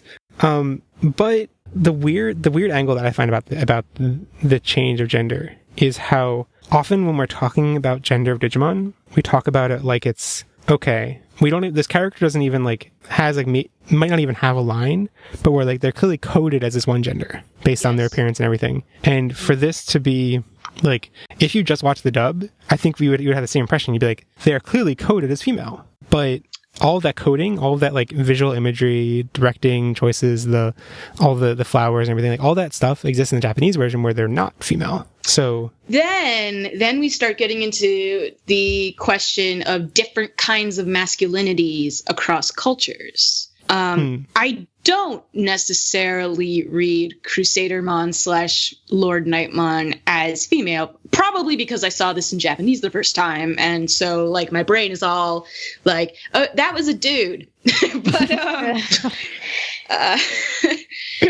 But you see this character type in other shows, even from earlier. Yu Yu Hakusho, for example, you've got Kurama. I totally thought Kurama was a girl. So did the Philippines. In the Philippines dub, his name is Denise, and he's a chick. Until they realized their mistake, I assume. I don't know. He has shirtless scenes. You gonna mention the Sailor Moon guy? Which I one? could mention the Zoisite.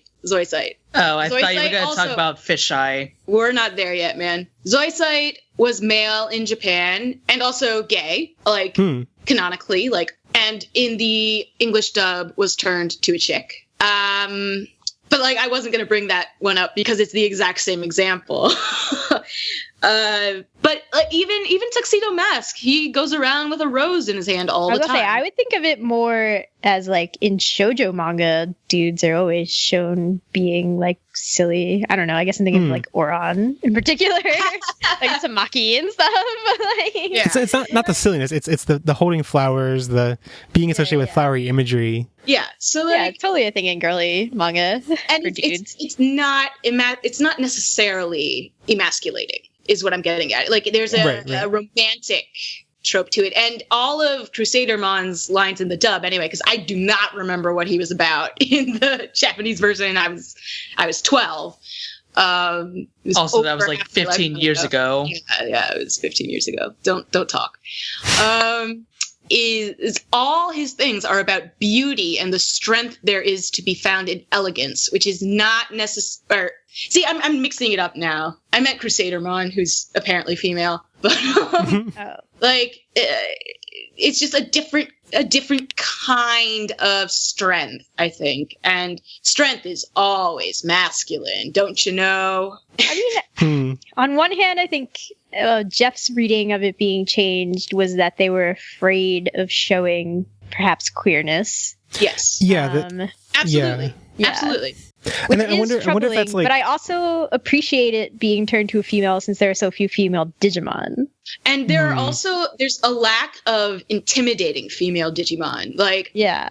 I actually appreciate this change at the same time as I'm like, you didn't have to do that.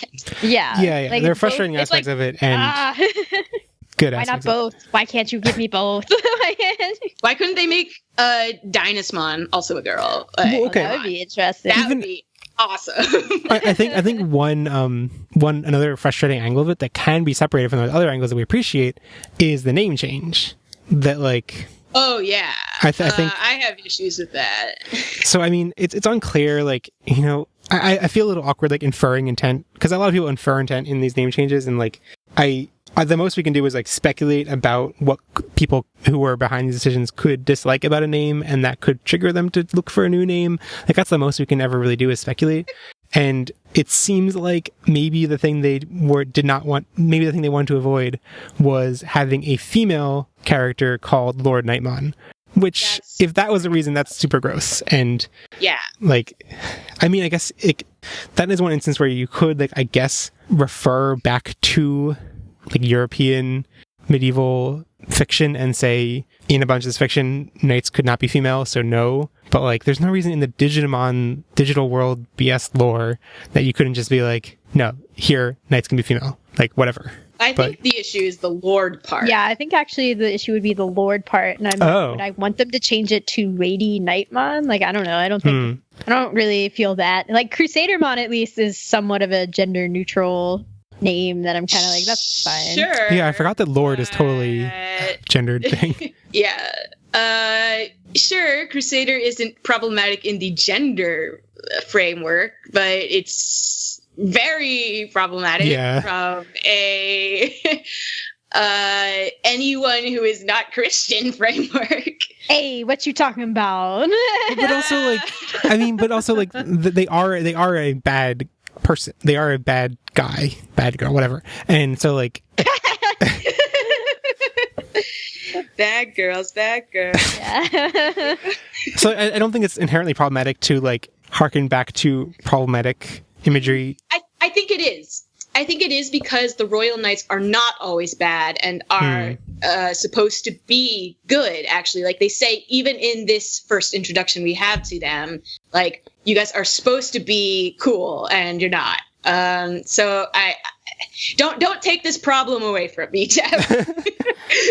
But are they ever fully good in Digimon? They're usually think they ever are, but like, right? they're not. They're supposed to be cool.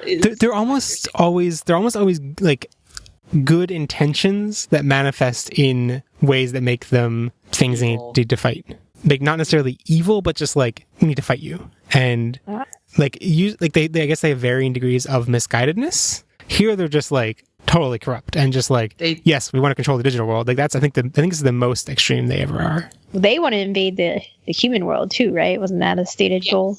Right. Yes, they do. Which is pretty problematic from a crusader. No, it's perfectly fitting, right? Right. It's like, on the one hand, it's problematic, but it's also like, I could see why they choose the name for that, because like kind of what she wants to do is crusade. Yeah, isn't it like no, Digimon? that's actually slightly different. Crusade is like, the word comes from cross, referring to Christianity. So like, it's... She has a cross. It's not just conquering, it's conquering and forcing conversion. Right. I mean, but the definition of crusader, just in a dictionary sense, is a person who campaigns vigorously for political, social, or religious change, a campaigner. I think that's what it means now, but I'm pretty sure that's not what it originally meant. I think it was specifically referring to the Crusades. Right. Sure. And I think there's... I guess so looking at the like the changing because if they didn't change it, it would seem gay angle. I think there are two different ways to interpret like the I'm not thinking of optimism, but like when you trust someone, like a trust. Yeah, what? What is the? I think there's a word and I can't think of it. Like the optimistic way to interpret that is that like good faith. Yeah. Anyway, the optimistic way to interpret that is that they were like, which is still not great, but at least somewhat more optimistic that they were like, kids will be confused and they'll find it jarring. And the more pessimistic one is like, no, gross, kids will like we can't have that in our media, like we'll corrupt them. Both those are bad, but like also the whole concept, like, was that a reason? I don't know. We're all like guessing at intent, but I'm trying to think of any other like compelling reasons to guess at for why they to speculate why they would have changed the gender, because that is like really are. And yeah, I mean, but it fits with the theme of what they changed in anime in the late 90s and early 2000s. Like people in CCS could not be in any way seemingly queer, stuff like that. Which must have been quite the challenge. Yeah. Challenge accepted. There are so many things that I like didn't actually watch that version of that I still like got that message somehow. I mean, the two examples I'm thinking of are like until I was 16, like the only version of CCS I had seen was Card Captors. But like this idea that Sharon had a crush on Yuki is like firmly cemented in my head. Like I thought that was an impression I got back then from just watching Card Captors. I mean, I think it's really hard to edit that out. Yeah, like Card Captors is like unbelievably gay. So like, yeah, I think they did probably a more successful job of making the brother and Yue not seem gay. Wait, Ash, when you said Card Captors is super gay, did you mean Card Captors or Card Captor Sakura? Both. A lot of it is in body language and not in script, and you can't edit body language out of an anime. Yes, you can just like tilt their bodies back. If you delete the scene, sure. I mean, they probably they deleted a lot. They did delete a lot of scenes, but there's a lot that they couldn't delete because they were plot relevant. Right, exactly. That's why it's like, Jeff, that's probably why okay. just couldn't. That's fair. But the other one is like I'd only seen... Tomoyo had a huge crush on Sakura. Like, that didn't go away. And then we had awkward cousins. Yeah, the other thing is that, like, actually they really are cousins. But the other thing is that, like, at the time Card Captors was on TV, the manga was also available. And did you, like, ever look at it? Because the manga didn't pull its punches. I did not. Manga's for nerds. Jeff doesn't do manga. Gross. Sailor Moon was also like that. I mean, I definitely didn't do manga. I definitely did not know or like engage with manga at all in 6th grade. I think basically Ashley introduced me to it in 9th grade. Yes. And then in Sailor Moon, they made the lesbians cousins, and it was so obvious. That's one of those that's like a risky bet where it's like this could make it, or it could make it even worse once it becomes more explicit. Yeah. Anyway, it did not work. The other example I was thinking of was like Delandau. I'd only seen the Escaflowne movie, in which Delandau's gender is never a thing that comes up. But I like when Ashley and I watched the series the first time, I was like, was a girl? Wait, what? What? Wait, what are you saying? Did you think he was a girl? like when we started watching series, I was like, yeah, I know this happens, but I was like, how did I know this happens? I think it's just that like you told me it happened, and then that was enough information for me to like meld it into my experience of watching the movie, and like I can see how that fits, kind of like I don't know. Okay. I mean, Escaflowne is certainly another. I mean, they stopped airing it after a certain point where I think they finally watched that far ahead and were like, oh yeah, oh no. Yeah, Like, this just is no. totally not appropriate. Yeah, this is so inappropriate. Like, it has a lot of stuff that I think they didn't want showing to the age group they were marketing. Yeah. That being one of cool them. robots and mystical stuff. Oh, Yeah. But it's also a thing where they tried to like make Hitomi not the main character. Like they just cut out the first episode. Yeah. Oh, they did the same thing to Card Captors. Yeah. Yeah, exactly. Was it the same people working on it? No, it was Two different. things? Nelvana? Was it Nelvana? They were on different networks No, anyway. It couldn't be. Yeah, it was different networks. Card Captors was Yeah. WB and Escaflowne was Fox. Yeah. Anyway, Well, let's move on to Unchosen Bandai Children. Entertainment. Yeah, it was Bandai Entertainment. Unchosen Children. Unchosen children need to get the heck out of the digital world. Okay. Okay, so my first question with Unchosen Children is like the first thing it immediately calls to mind for me. I know I'm like biased towards always making references to this, but like they are like completely the tailies from Lost, where people haven't seen Lost. Like Ooh. the when the plane crashes in Lost, the plane splits and the tail section of the plane lands somewhere else on the island, and midway through the second season, they reunite with the survivors from the other side of the island. But like it's only like a small section that survived up until that point. And yeah, is this like a common concept? Like when I say, oh, this is like Lost, you're like, oh, but there are lots of things that do this concept too. Of you follow a main cast and they're like, oh, a bunch of people also have been doing the same thing alongside of you. Does it remind anyone else of anything else? Yes. Nope. No. Yes. Sure.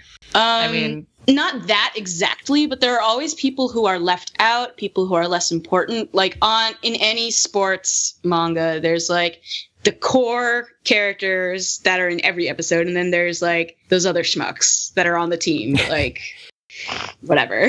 Okay, I guess so. That's Them bench warmers. Yeah. Like I'm trying to think of another. I think this does happen in other. Like things closer to this happen in other stories. I just can't think of any off the top of my head. I can think. I got one. Have we heard of it? Is it wrong to pick up girls in a dungeon? Shit, what's it called? I don't know. I know what you're referring to. Danmachi, yeah. But basically, there's like a ton. Like there's familias, which are basically like guilds, and the main series focuses on Hestia's guild, which includes the main character and a few other people. But then there's the Loki familia, and we get to see some of them in the main series. But then, like, towards the end of the series, we finally get to meet the other ones who aren't as important to the plot.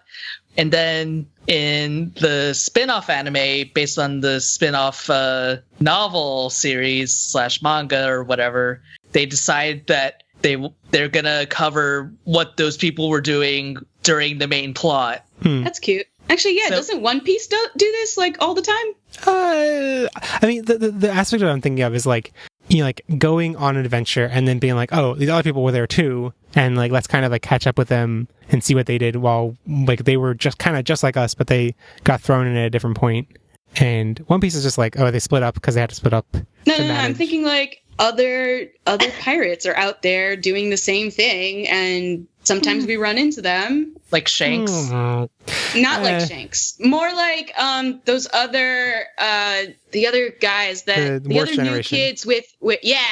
Like who? The other newbie pirates who are like gaining fame. Law Kid, Dragon Dude, not Dragon, Dinosaur Dude, Castle I have Dude. no clue who you're talking about, but I recognize the name Law. Yes, Law is good. Dare I say, Sword Art Online? Okay, I think we're going too far from this initial.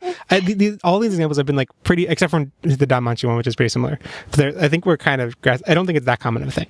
And anyway, because that takes too much effort. So, well, that was kind of the digression from my main talking points, which were a couple of different ways of like looking at the interactions we have with the Unchosen children in this arc. It's really just 2 episodes with them. But and one angle or one lens of looking at it is how it approaches humanizing bullies. Since they're people who don't remember the episodes or beginning of the series, the 2 of the 4 they meet. I also didn't. Sorry, I skipped over the part that the most frustrating is their voices, which we've alluded to before. But Katsuhara is Kazu, Teppei is Tai, Chiaki is Yoli/Riley/Biyomon, and Teruo is Davis. So like we're alluding to. Yeah. You didn't hear it? I don't remember him speaking, basically. Yeah, he only has a couple lines. All 4 of them were somebody, but I couldn't remember who he was. It was frustrating because it was like, okay, in my mind, I was like, he's the one that doesn't have a distinctive voice. And then he started talking. I was like, oh no, you're another one. I also in my mind don't when actual Tai, Kazu, and Davis aren't on screen. It's harder for me. All I was like, you are one of them. You are like as soon as Teru started talking, I thought he was actually the same voice as Teppei or Katsuhara. But then I had to look it up and be like, no, that's actually a different voice actor. It's just they all kind of when the original characters aren't on screen, they all in the same bucket in my head of past bros, Digi-bros. Yeah, Katsuhara is the one that's kind of is he officially the leader? Yeah. Okay, because Katsuhara and Teppei are the 2 that bullied Tommy and pushed him onto the train. Which we see all the time. Yeah. It's a fun flashback. And Chiaki's the girl, and Teru is the other one, I guess. Yeah, that's actually who he is. But yeah, in terms of humanizing bullies, I feel like I'm mainly talking about the first episode for most of these talking points, actually, because the second episode, they're kind of just there. But in the first episode, really, I feel like what it was trying to do was humanize bullies. And I really did not think it did a great job of that. You're kind of supposed to get that arc they were because hypocrites. I guess they were hypocrites.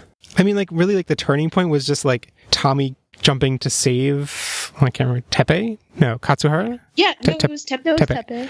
Jumping to save Teppei. I was just. I mean, but all that's showing is this person who is mean to me. Their life is in danger.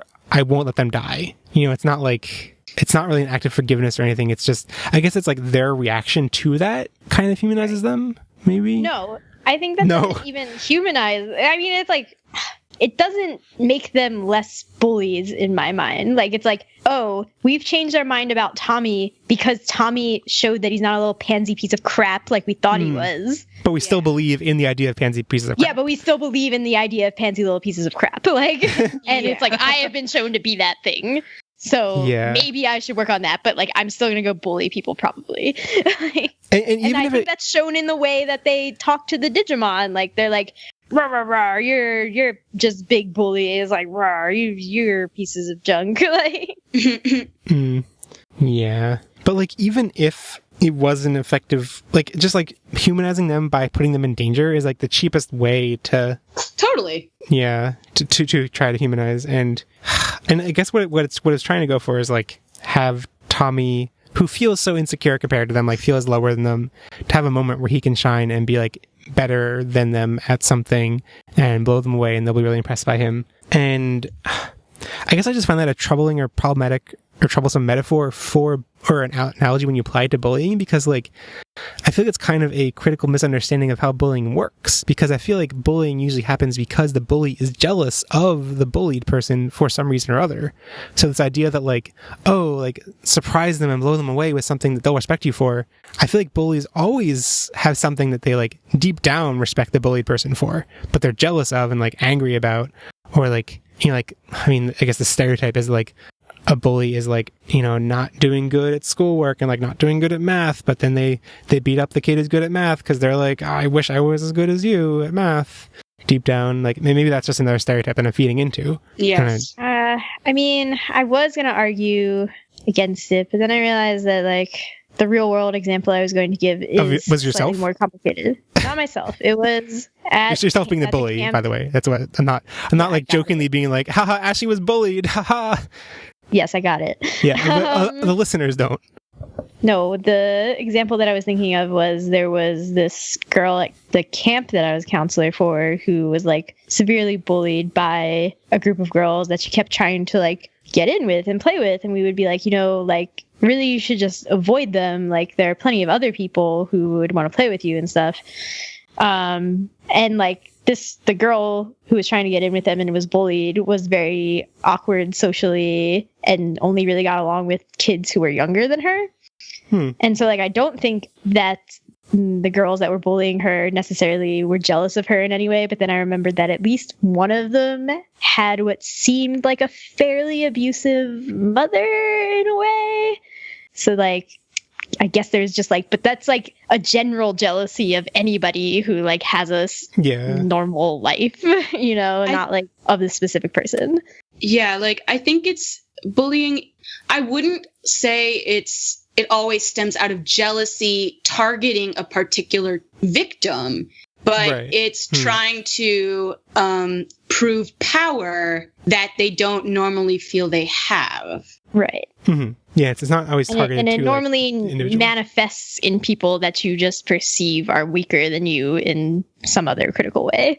Mm-hmm. Yeah, that's fair. I guess I want to like end the discussion of bullying by just saying like, if you want a story that actually like engages with the concept of bullying on a like, well, actually engages with it head on and handles it really well, you should read the manga A Silent Voice, or I guess the movie is maybe coming out in some form in English some point soonish. Hopefully. But, it's on Crunchyroll. But I'm talking about the movie. The manga's on Crunchyroll. Yeah, that's what I was saying. Yeah, but it was, yeah. The movie, from Ashley and I's perspective, was not as good, but we also watched in Japanese, so we didn't really understand what they were saying. But anyway, it is a really good story, and it is like... Well, Jeff thinks that the manga doesn't do anything special for manga, but I actually think it does. Maybe, kind of, a little bit. It uses the form of manga in a good way. Yeah, but also, okay, so a couple other angles of the Unchosen Children. There's so much condescension from the main kids of them staying in the digital world. But I kind of like the argument between Takuya and everyone else, where like he was like, "You guys can't stay here," and they're like, "Takuya, you're being so hypocritical. This is exactly what you would do." And and I like do you how know about reverse psychology? God.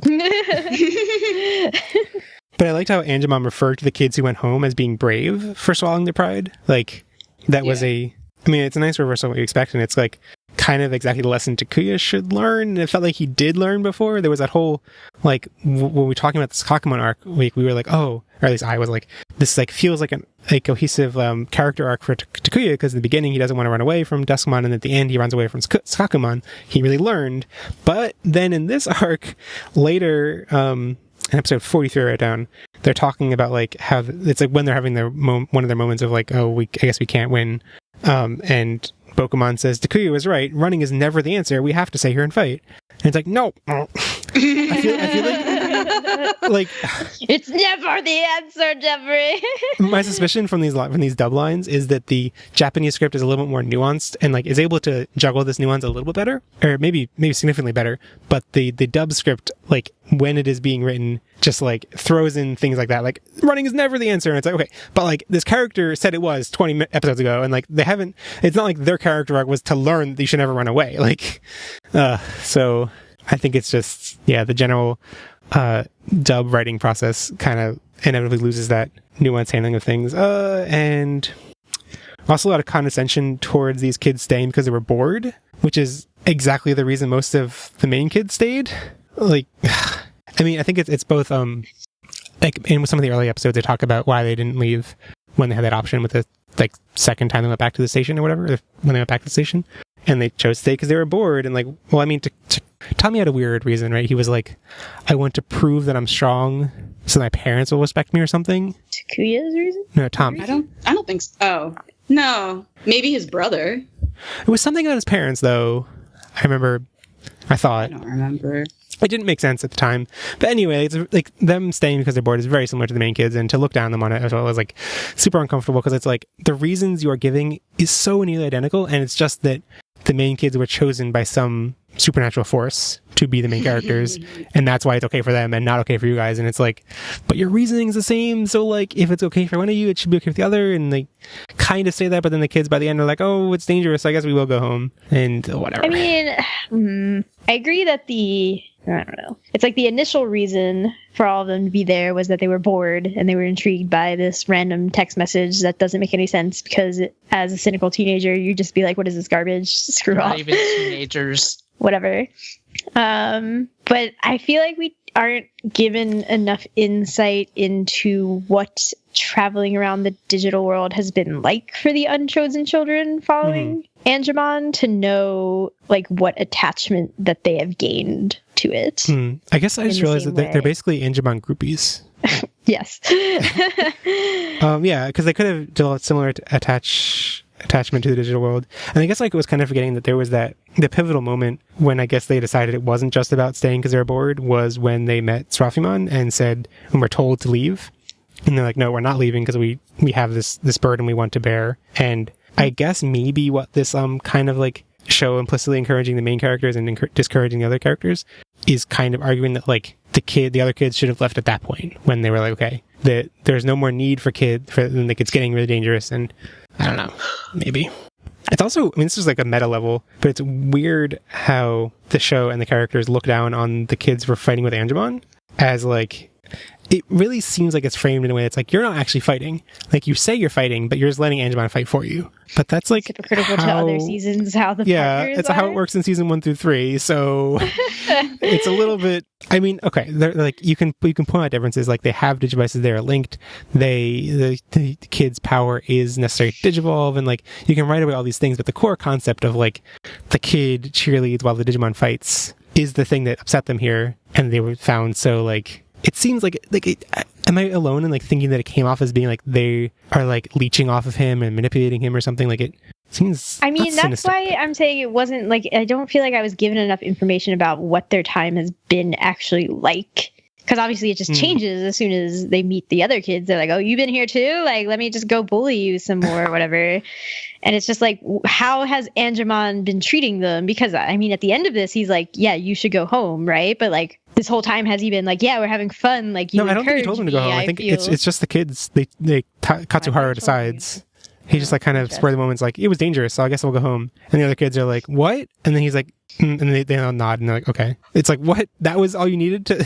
Well, regardless, I don't feel like I gained enough about their attachment to Angemon or how Angemon felt about it or any other attachments that they were able to make to villagers and such. Like, I don't know. Do you feel like the show is... Because my point is kind of like, I feel like the show is trying to tell us that the way they handle fighting with Angemon is leeching off of him. Do you feel like, even if you haven't seen enough to like judge well for yourself, do you think it's pointing that direction? I guess, but I still feel like my opinion would hinge on how Angemon felt about this relationship. Well, it doesn't really matter much because Angemon dies and they don't even like mention it again for an episode. That's cool. So. Whatevs, yeah. Did they even notice? Who? Exactly. Angel, what?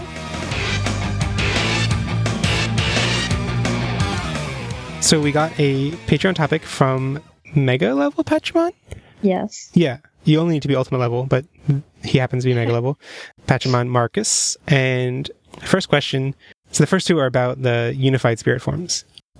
The first one, do we like the new super mega forms? And do you think it's practical for everyone to give up the spirits to make them? No, it sucks. Well, I mean, I would argue, I mean, practical is a kind of strange way of looking at it, but is it practical? Maybe, but like, is it good for the show? Practical for like the show? No. And I like the forms, like aesthetically. I think they're some of the better designs in this show. But also like, no, it's obnoxious.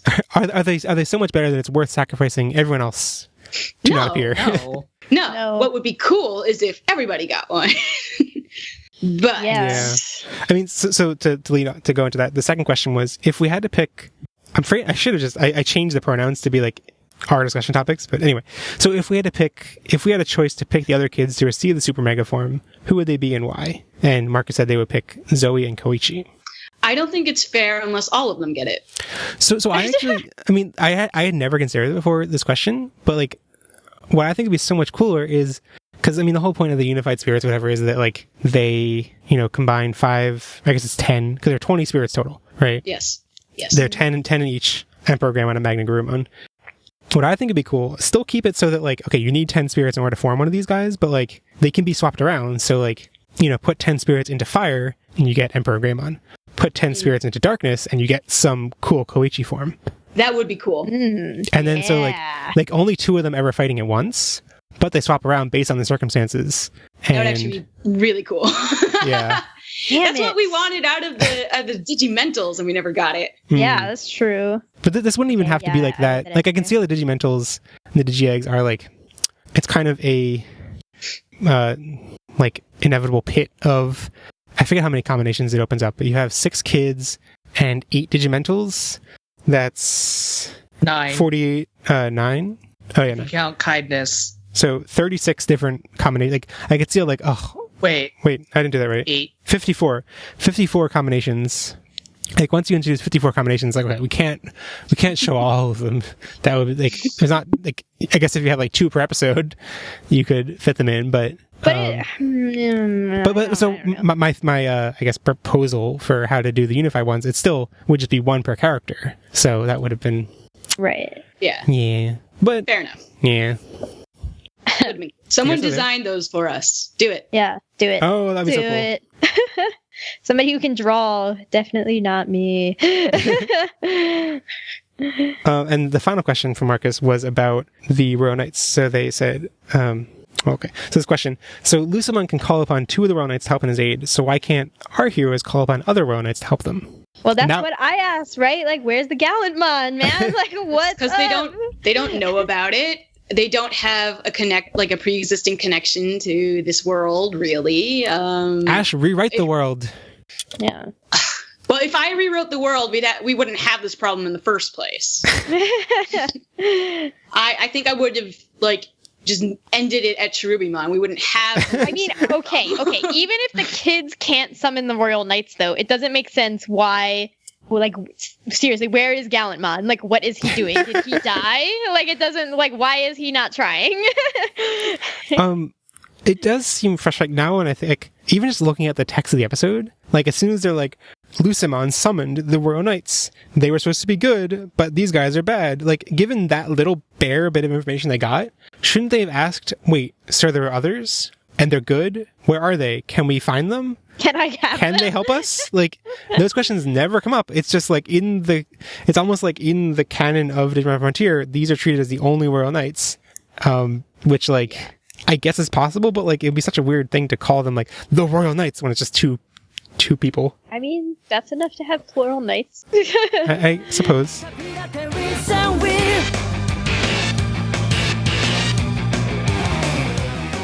So we wanted to take some time to thank a listener for leaving an iTunes review.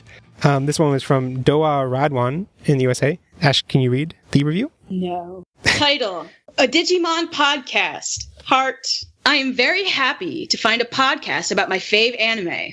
I feel very happy listening to you. You provide a lot of opinions, which is very interesting, and a very exciting discussions about the series, especially Try. I am very happy to know about you. But sometimes I feel that it's a little long. But that's all. Keep the great work up. And I would like to point out that each of these sentences ends with a ... like two periods instead of one or three. I mean, 2 periods are serious. Also, we also feel that it's a little bit long. Yes, we do. I'm a little hungry. And by a little, I mean a lot. Wait, you didn't eat before? No. Oh. It's early. Sorry, I guess I just assumed you guys would have eeten before. I ate during. You ate during? Yeah, did you hear me? No. I mean, I'm sure I'll hear it in the recording. Sure. Oops. Anyway, and then a fun thing we do to the iTunes review to show thanks, although it's a weird form of showing thanks, make it more entertaining. We put it through Google Translate over and over. I think this time I actually use Bing Translate. Wow. Through several different languages until it becomes completely mangled. So here is the review now. Title: Energy Podcast Digimon 3. I'm glad to find the soul of my favorite podcast, Wicked Denmark from England, a new hearing. Very interesting and very interesting debate, particularly interesting those is our three favorite opinions. You know that I am happy, but sometimes it falls for a long time. But all the value of a contract. The value of a contract. The contract. Is it worth I like that. Oh no, I hit it again. My soul led to the darkness. Now I've lost it. I know I can kill. The truth exists beyond the gates. What do we say? Energy Podcast Digimon World 3. This one. Or 2003 in Europe. What, that was the Full Metal Alchemist opening. No, wait. What? No, it was What? Darker Than Black. Darker Than Black. Yeah, okay. I liked about it. Yeah, I liked the very interesting debate, particularly those three opinions. I would like the idea that someone like kept track of those three opinions and was like, "Oh yeah, those three opinions were great." Please tell us what the three opinions that we have that are great. that was just from them saying, especially try. So. Oh, I see. Yeah. Okay, cool. Thank you again for leaving an iTunes review, and you can do that in the iTunes podcast store. I think technically Apple pushed out by the time you hear this, it won't be recent, but they pushed out a thing that's it's not iTunes podcast anymore, it's Apple Podcasts. I don't know what that means for the future. Anyway, no one cares.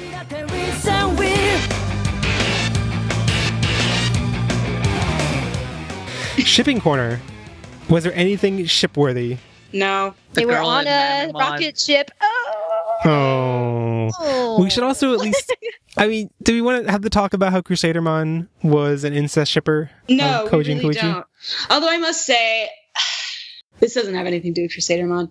I am unfortunately finally seeing the appeal of Takuya and Zoe? No, Oh.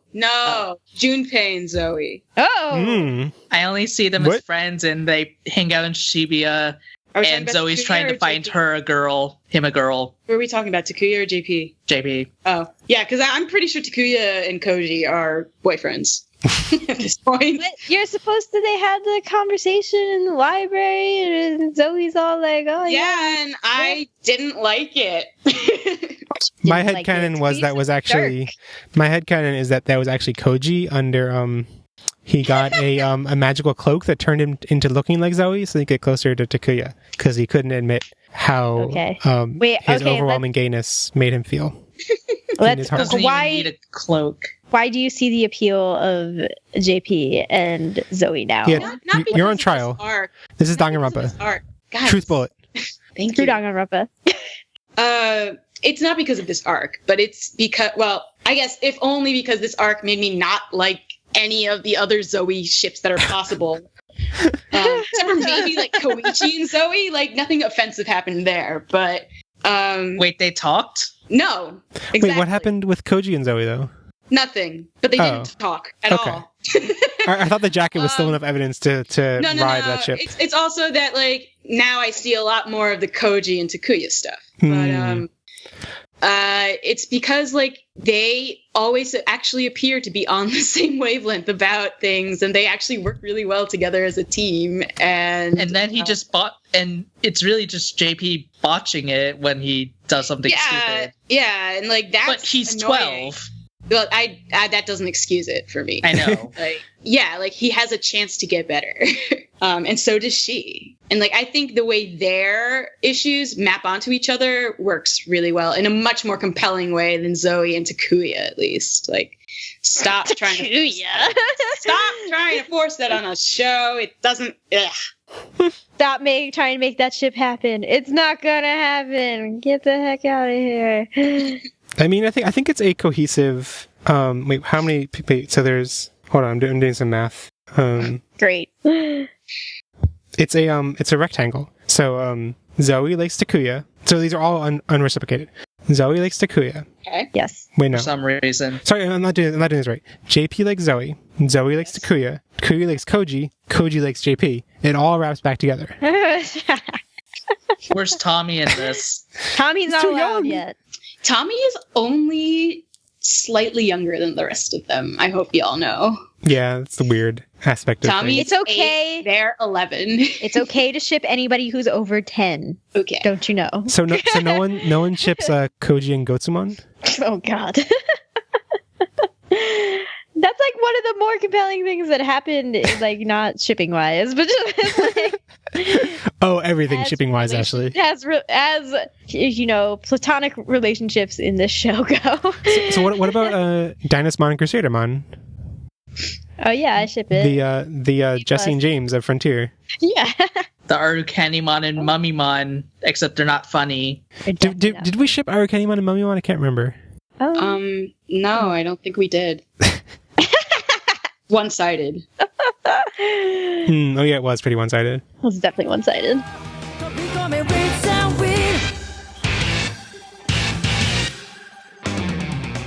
Unanswered questions. Okay, so now that Primary Village is destroyed... Excuse me, Ashley. Let me push up my glasses. Excuse me. Village of Beginning. Yes, thank you. Village of Beginning. Which, so everyone knows, is the same name as... I don't know. I shouldn't be doing a mocking voice because it'll sound like I'm actually mocking someone in particular. I'm not mocking... The Village of Beginning. I thought you said Maki, as in try. I am Maki. Yeah, you are Maki. Okay. Anyway, Village of Beginnings is the... I'm pretty sure it's just a Hajimari no Machi in both Adventure and Frontier, and they just, for whatever reason, chose to use a different translated name in Frontier, but in Japanese it's the same in both. Keep going. Cool.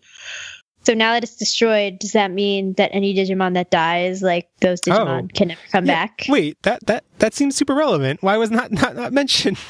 Doesn't seem that way because they still turned to eggs and floated away somewhere. Oh, they did? Yeah. Maybe they just land in the middle of space and there's like, oh, yeah, oops. but like where? Maybe they can't. I don't know where that went. Maybe someone ate it. Oh boy. That's a super big question. Like, I thought my biggest question was like, where have the Trailmon going? Where have they been taking everyone? But like, I mean, the moon apparently. Well, I mean, I think we'll see in the next episode once we actually go to the moon. But I don't remember there just being like, like the moon's being packed with people or Digimon. I don't think that's a thing. My other question was, there's one point where characters come and are like, this is gonna get destroyed soon, but weren't they far away? Like, wouldn't have been destroyed by the time that they relayed that message? I was very confused. I think it was about the village of the fire terminal. Yeah, it was fire terminal. I was about to ask what happens, because like Steel Town, like the Royal Knights are talking about stealing data from Steel Town. They don't do it. They just go with the kids and don't steal, because I guess they wanted to get the Beanstalk Village data more or whatever, but like they leave Steel Town just as is. And so like in my head before I asked the question, I was like, well, maybe they go back to it and steal it later, because it's definitely gone by the end of the show or whatever, by the end of this arc. And then I realized like there's no point to any of these, like they're going to all these different locations, but like assuming they did like fight back the Royal Knights, like the Royal Knights would then, unless they like destroy them, which I guess that's the point, destroy them, which they never able to do. Anyway, it's all pointless. Sorry. I don't know. Those are my two big questions. And still whether the kids actually had a plan to scan the castle, or if that was just a very confusing I think it's very confusing thing. So I'm going to call him Waistband Patamon. If Waistband Patamon digivolves into Angemon, would he retain the waistband? Oh my goodness. I hope so. And can someone please draw us fan art of Waistband Angemon? Please. Angemon. Oh man. That's amazing.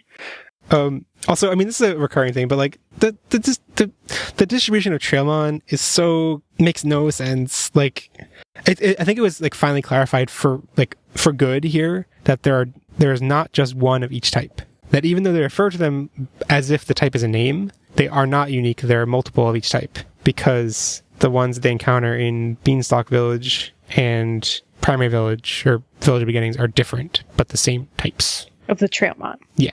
So it's clear now there are multiple of each type. They're never shown together. Like whenever they're in a pack, it's always like one of each, right?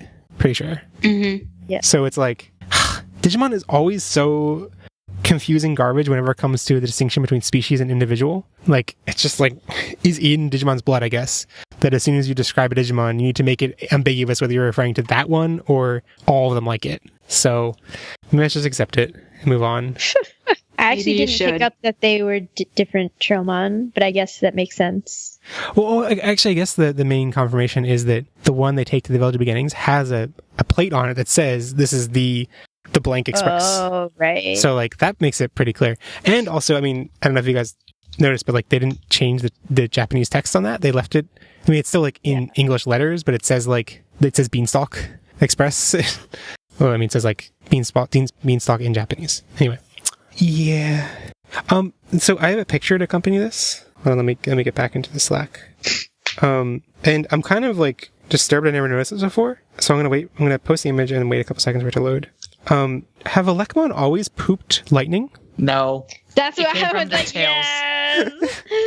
I was like, they are peeing lightning! Pooping, actually. Oh, I guess it looks a lot like pee when you just look at the static picture. Yeah! It's projectile pee! Oh, God. It's amazing. Oh, we'll have a picture in the show notes, unfortunately. The explanation about data only coming from physical forms is garbage. Makes no sense. That's not how, but okay. Zoe's line, I don't think I'll ever have trouble making friends again. That's not, okay. If that's what you want to say, that's how making friends works. Okay. That's all I got. Yeah. My unanswered question sections of my notes always devolve from like genuine questions to just like, this is just garbage. This makes no sense. Just no.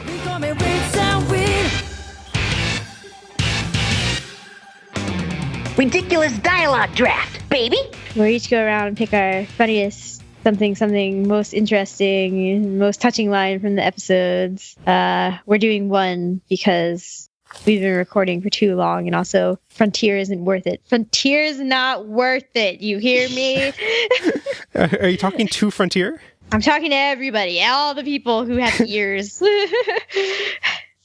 Okay, this is episode 42, I believe, and it's Dynasmon, and I just love the tone of his voice and the inflection. So, I think the kids were talking shit about him or something. I don't remember exactly what was said to him, but Dynasmon is like, What? How dare you speak such blasphemy, you insignificant worm! Sort of remember that. and I it's like just the way he says it. I love it. Okay. Wait a second. No. What should I pick? I don't know. I'm trying to look ahead for my MVP later, and I'm like, were there characters in this arc? Wow. Here, I'll go. I'll pick episode 46. I don't know. Zoe and Takuya are in the library, I guess. And Zoe says, Yeah, we can't have you thinking now, can we? Well, Maymon thinks I'm good at it. Wow. and I thought that was genuinely funny. Wow. Exactly. All right. Asher, you go. Jeff. I mean, I don't know why you bothered making me do the randomizer. I can go. I just have two and I can't choose between them, so if you choose for me, God, fine. I'm fine with it. Okay, I don't remember the name of this Digimon, so I wrote down Boomerang Monkeymon. Yes. And it's from the episode with the Boomerang Monkey in it. And the ice one. And they're talking about the television, and this is apparently how they found out information. And he looks at the TV and he says, I look into this box and see nothing, and yet I can't stop staring. and I was like, that describes my relationship with this show right now. Ouch. Saying. Oh. Okay. Cool. Okay, I'm gonna do episode 40, and it's the one with Steel Town, and I don't know. I guess they're just like arguing something, and Takuya is like, Yeah, just trust me on this one. Why? Have you been right before? Whoa. such a great like ignorant burn. Like he has no idea. Like, I don't think Neymon knows really what he's saying, but like how mean what he's saying is. Hanamon comes to Takuya's defense and says, at least once. Wow.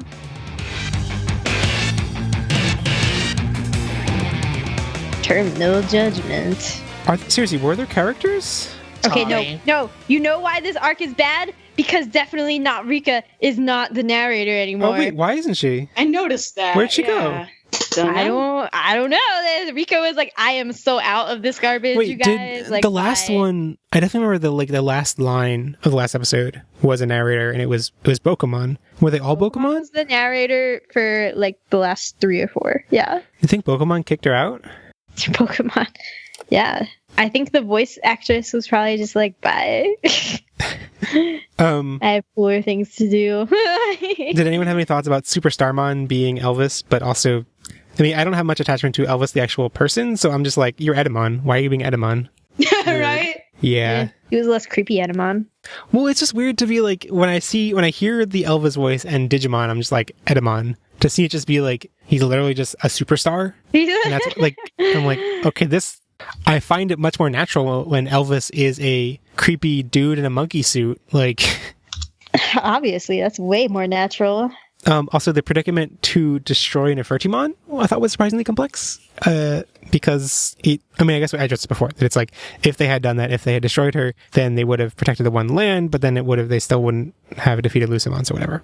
And everyone would have been, well, I don't know, they would have saved the one territory, but then they wouldn't have been able to fight I assume what's going to happen is they're going to fight Lucimon, defeat him, get all the land back. And if they saved one territory but never had to fight Lucimon, they would never, all the Digimon would be left in that one library, which kind of would have been a sad existence. I'd like to see the alternate timeline where they just killed Nefertimon and then all had to live in the library forever. I would love to live in a library forever. Yeah. Yeah. So, any last thoughts for our terminal judgment section? I don't think I actually introduced the section. Oh, sorry. Right, we have a thing we're supposed to use. I'm supposed to go like. Oh yeah. Where did I put it? Oh no. Terminal judgment! Yes. Thank you, Trubimon. Kendo Garurumon, like, using his Heelys on actual rails was, like, quality. I really liked it. Best moment. Yeah. MVP time. If no one else has any last thoughts. MVP? Who's your MVP? Kendo Garurumon? No, Sagittariumon. He was the best. He's the combination of, like, Ragermon and... Oh yeah, he is. He's Flamedramon and Ragermon combined. He's the unified spirit I was like, form. yes! That's all I've ever wanted. It's Beamon and the Crest of Hope. It was a maze. I liked it. Awesome. Yeah, sure. I have to pick an MVP. Yes. Seriously, were there any characters? No. That's the problem. Yeah. Jeez. Koichi, I guess, just because like he was the only one who had anything remotely interesting going on, and it wasn't even that interesting because I already know what's going on. I watched this 15 years ago. And it's not like the stuff with him is doled out, so it's like he has like the tiniest of moments, and that's his thing for this arc. I guess he has 2 moments. One moment where he's confused. 3.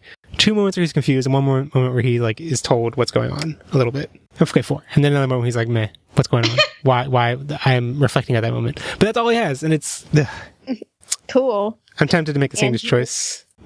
Andrew, what's your pick? Tommy. Yeah, that was my other pick.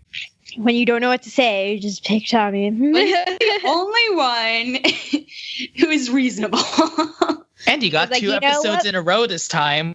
Yeah, he was like, you know what, bullies? And let me tell you something. I could have let you die, but I didn't because I'm better than you. Yeah. Jeffu. I am going to pick, and because this, like, I'm seriously like so blanking on like this character development in this arc. I'm gonna go with something based on purely design alone, and go with the elder Mamemon from the Beanstalk Village episode. But he that design threw really cute. everyone under the bus. Did he? He told where the thing was. He's an old person. He's allowed to be bad. Also, the mechanics of that information gathering and all, so garbage anyway. So he's not even like he's just Mamemon elder.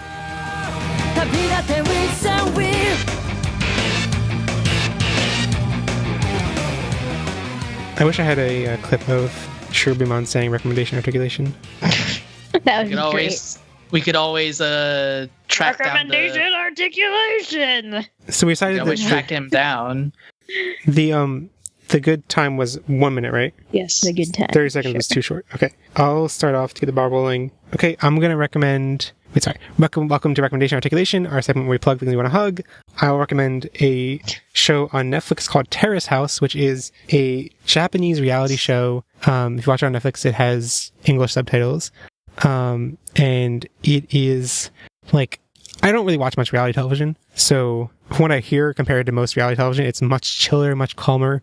I think it's also based on buzz I've been seeing around internet sphere the past couple of months. It is much more accessible than most reality television because of that. But it's interesting if you watch a lot of anime to see some of those like tropes in real life. Like, I mean, one of the episodes I caught up to, like episode 15, the like biggest drama is what someone wrote on the omelet rice that they gave to the person they like. And that caused lots of drama in the house, which is like, she wrote something a little bit like uncouth, and then that caused him. Anyway, it's I did a terrible job explaining it. It's a really good show. It's really chill. It's really calm. And I use it for practicing Japanese, but it's also useful because you can, Netflix, you can add Japanese subtitles. So I can listen to it purely in Japanese subtitles. Even if you're not learning Japanese, it's still interesting though. And I still heard people who have watched it who are not trying to learn Japanese or just watching it as a show with English subtitles say it's the best show on television. So take that as what you will. I don't think it's that amazing. I think it's pretty good. Okay, who wants to go next? I'll go. I will recommend the song Lose Sight by Andrew Bear. Andrew, like the Softman brother. Bear, like the drug company. Oh. Not the animal? Yeah, not the animal. And not the ice cream? Yeah, Andrew, stop eating her minute. Okay. Nom nom. And this is not a new song. It's something that I heard on Above and Beyond's podcast when I'm like 4 years behind. I actually really enjoy being 4 years behind and hearing how music trends have changed. But the song is very like, it's some mix of trance and glitch and like progressive house. And I really like it. It has a good chill guitar riff, and you should listen to it because it's very summery. It'll give you all that summer nostalgia. That's all. Okay. My recommendation. Yes, shut up. My recommendation is for Umineko, which is short for Umineko when they cry, which don't even ask me to say that in Japanese.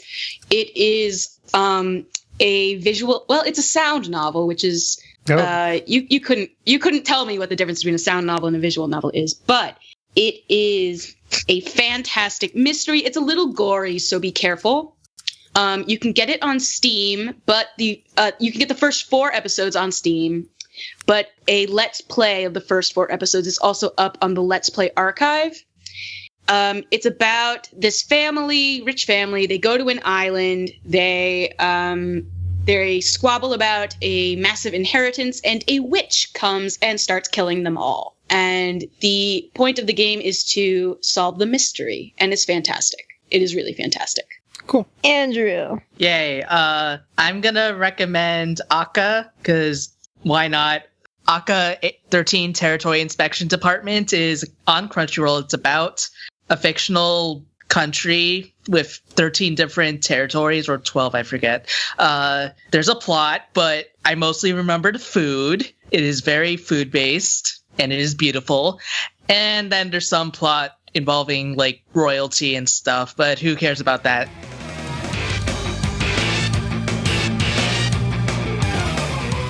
You can find the full show notes and comment thread for this episode at podigious.com/405.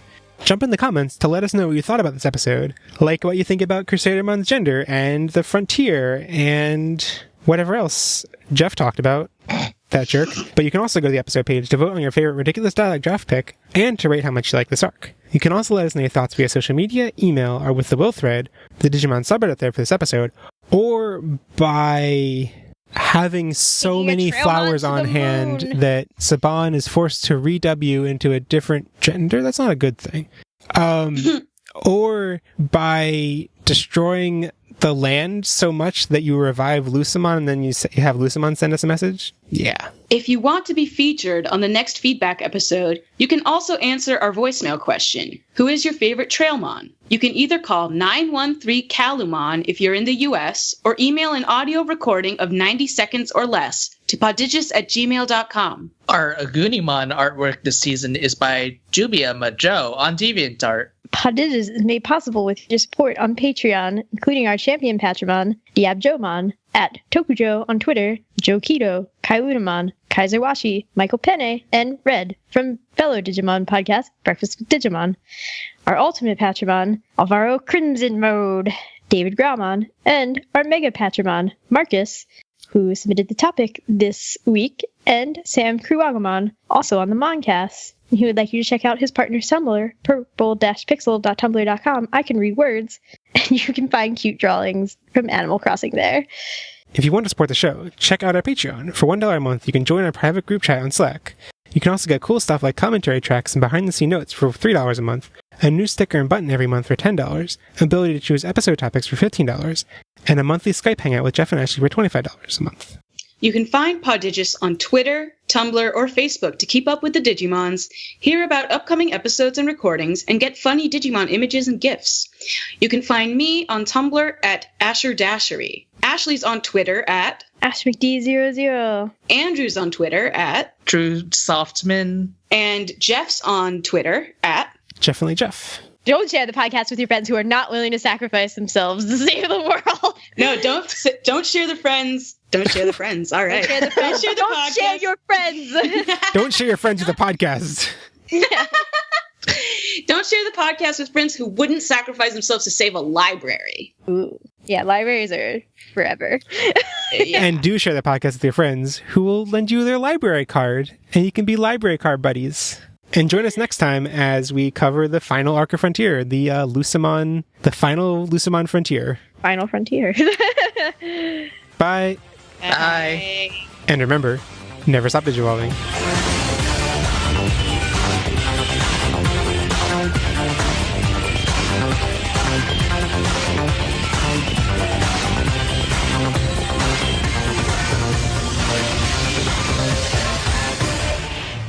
Oh yeah, Jeff, your company is in the top 150 global licensors of 2016. That's a thing? That's a dumb thing. That doesn't mean anything. Is Ashley Dark Ashley today? What's going on here? That's normal, Ashley. I might be slightly dark, Ashley. I'm Dark Andrew right now because I'm sick still. Andrew, I'm pretty sure you're sick for about 70% of our recordings. No one was planning a gender topic or anything, right? I think Okay, I'm we've back. all given up. We've all lost heart. Also, what the hell is a pulpit? I've never heard that before. What? Really? A bully pulpit? Or just a I've pulpit? never heard. I don't know what a pulpit is until this week. Oh, but you know what it is now. Sort of. It's a religious thing. Sort of. I mean, it is like the most common Yeah, definition. it's usually used in that way, yes. But it's like, But this specific reference is not that. yeah, A bully pulpit is a conspicuous position that provides an opportunity to speak out and be listened to. So really there's nothing to... It's literally just like they auto-completed a phrase that started with bully. Yeah. Yeah. Which they often I was like, no child is going to get this. It's like a Teddy Exactly. Roosevelt reference or something. I mean, kids have teddy bears, and that means they are close to Roosevelt. I mean, exactly. I know. Anyway, this week we're looking at the arc, according to these notes. This week we're looking at the Royal Knights arc of Digimon Frontier, was episode. In episode 39, The Man in the Moon is You, aka Fly Me to the Moon and Let Me Play Among the Starmon, the kids wake up in a neighborhood without any cell signal and struggle to get a taxi back to their hotel. Actually, Asher, I was hoping you would sing the Fly Me to the Moon. No thanks. Okay. I don't even know the song that well. It's like, What? fly me to the moon and let me play among... I actually don't know it that well. I mean, I only know it from Evangelion, so... So do I, and I don't like Evangelion. Isn't Evangelion? I think It's you the mean... ending theme. I don't like it. It's not... well... Yes, Well. I don't like Evangelion. I will say... Yes. No, that's sacrilege there. No, it's Asher and I really not. agree. High five. Yeah. Have the anime gods heard that, Asher? Yeah, they have. If you look at it from the point of view of anyone who is not a cis boy, though, like, it's really not that great. I mean, it's arguable whether it's that great from the perspective of cis boys, too, so... Well, yeah, I mean, I wouldn't know. Yeah. Are we a Evangelion podcast now? Yes. Yep. We No. were Rebranded and everything. podcast. I would die and I would burn that anime. People would hate me forever. Same. We'd be in the same boat, Ashley. Actually, hating Evangelion is not new. I think it's actually like, in terms of like what is the trend, it is like more anti-trend to say that Evangelion's good now. Oh, yeah? That's a more recent trend. Right. It's a recent trend. Because like Very recent. the kind of like dominant meme these days is just Shinji getting the damn machine or whatever, getting the damn Ava. Get in the robot, Shinji. Yeah, the robot. That's what. Yeah. I just Scott really likes it, so then I always feel bad not liking it. Yeah, but it also You don't have to feel bad about not liking things. There's a song. I'll teach you the song. It's okay to not like things. It's okay, but don't be a dick about it. It's okay to not like things. Don't be a dick about the things you don't like. And you can thank Tumblr for that song. Okay. Okay. Andrew, in episode 40. A poorly utilized thesaurus tries to steal from the kids on the way to Steel Town, but instead they steal themselves for the introduction of even more unimportant characters. Alsamon. Furthermore, Mon defeats Alsamon. Also, Anjumon dies again. Take that, adventure. I do kind of like to imagine like a Frontier scriptwriter being like, ha, they only had one Angemon death in Adventure. We're going to have two. Honestly, like that's the third one so far. if we're counting Ophanimon as well. Do you want to count Cherubimon too? Like there's a lot of angels in this. I was just counting Seraphimon and Angemon because I was just thinking of them as the same evolutionary line. Koji reunites with a friend from his old rock band before his meteoric. What the hell did I say? Meteorotic. Ooh. Wait, is that erotic or idiotic? What? Well, I'm sure what was going on between those two was pretty meteoric. Let's leave it for shipping corner. Koji reunites with a friend from his old rock band before his meteoric. Okay, Koji. Places that we were tourists at for like half an episode. So yeah, wasn't even that interesting of a tour. A 3-hour tour. Going down reference. Yes, we got it. I didn't get it. Wow.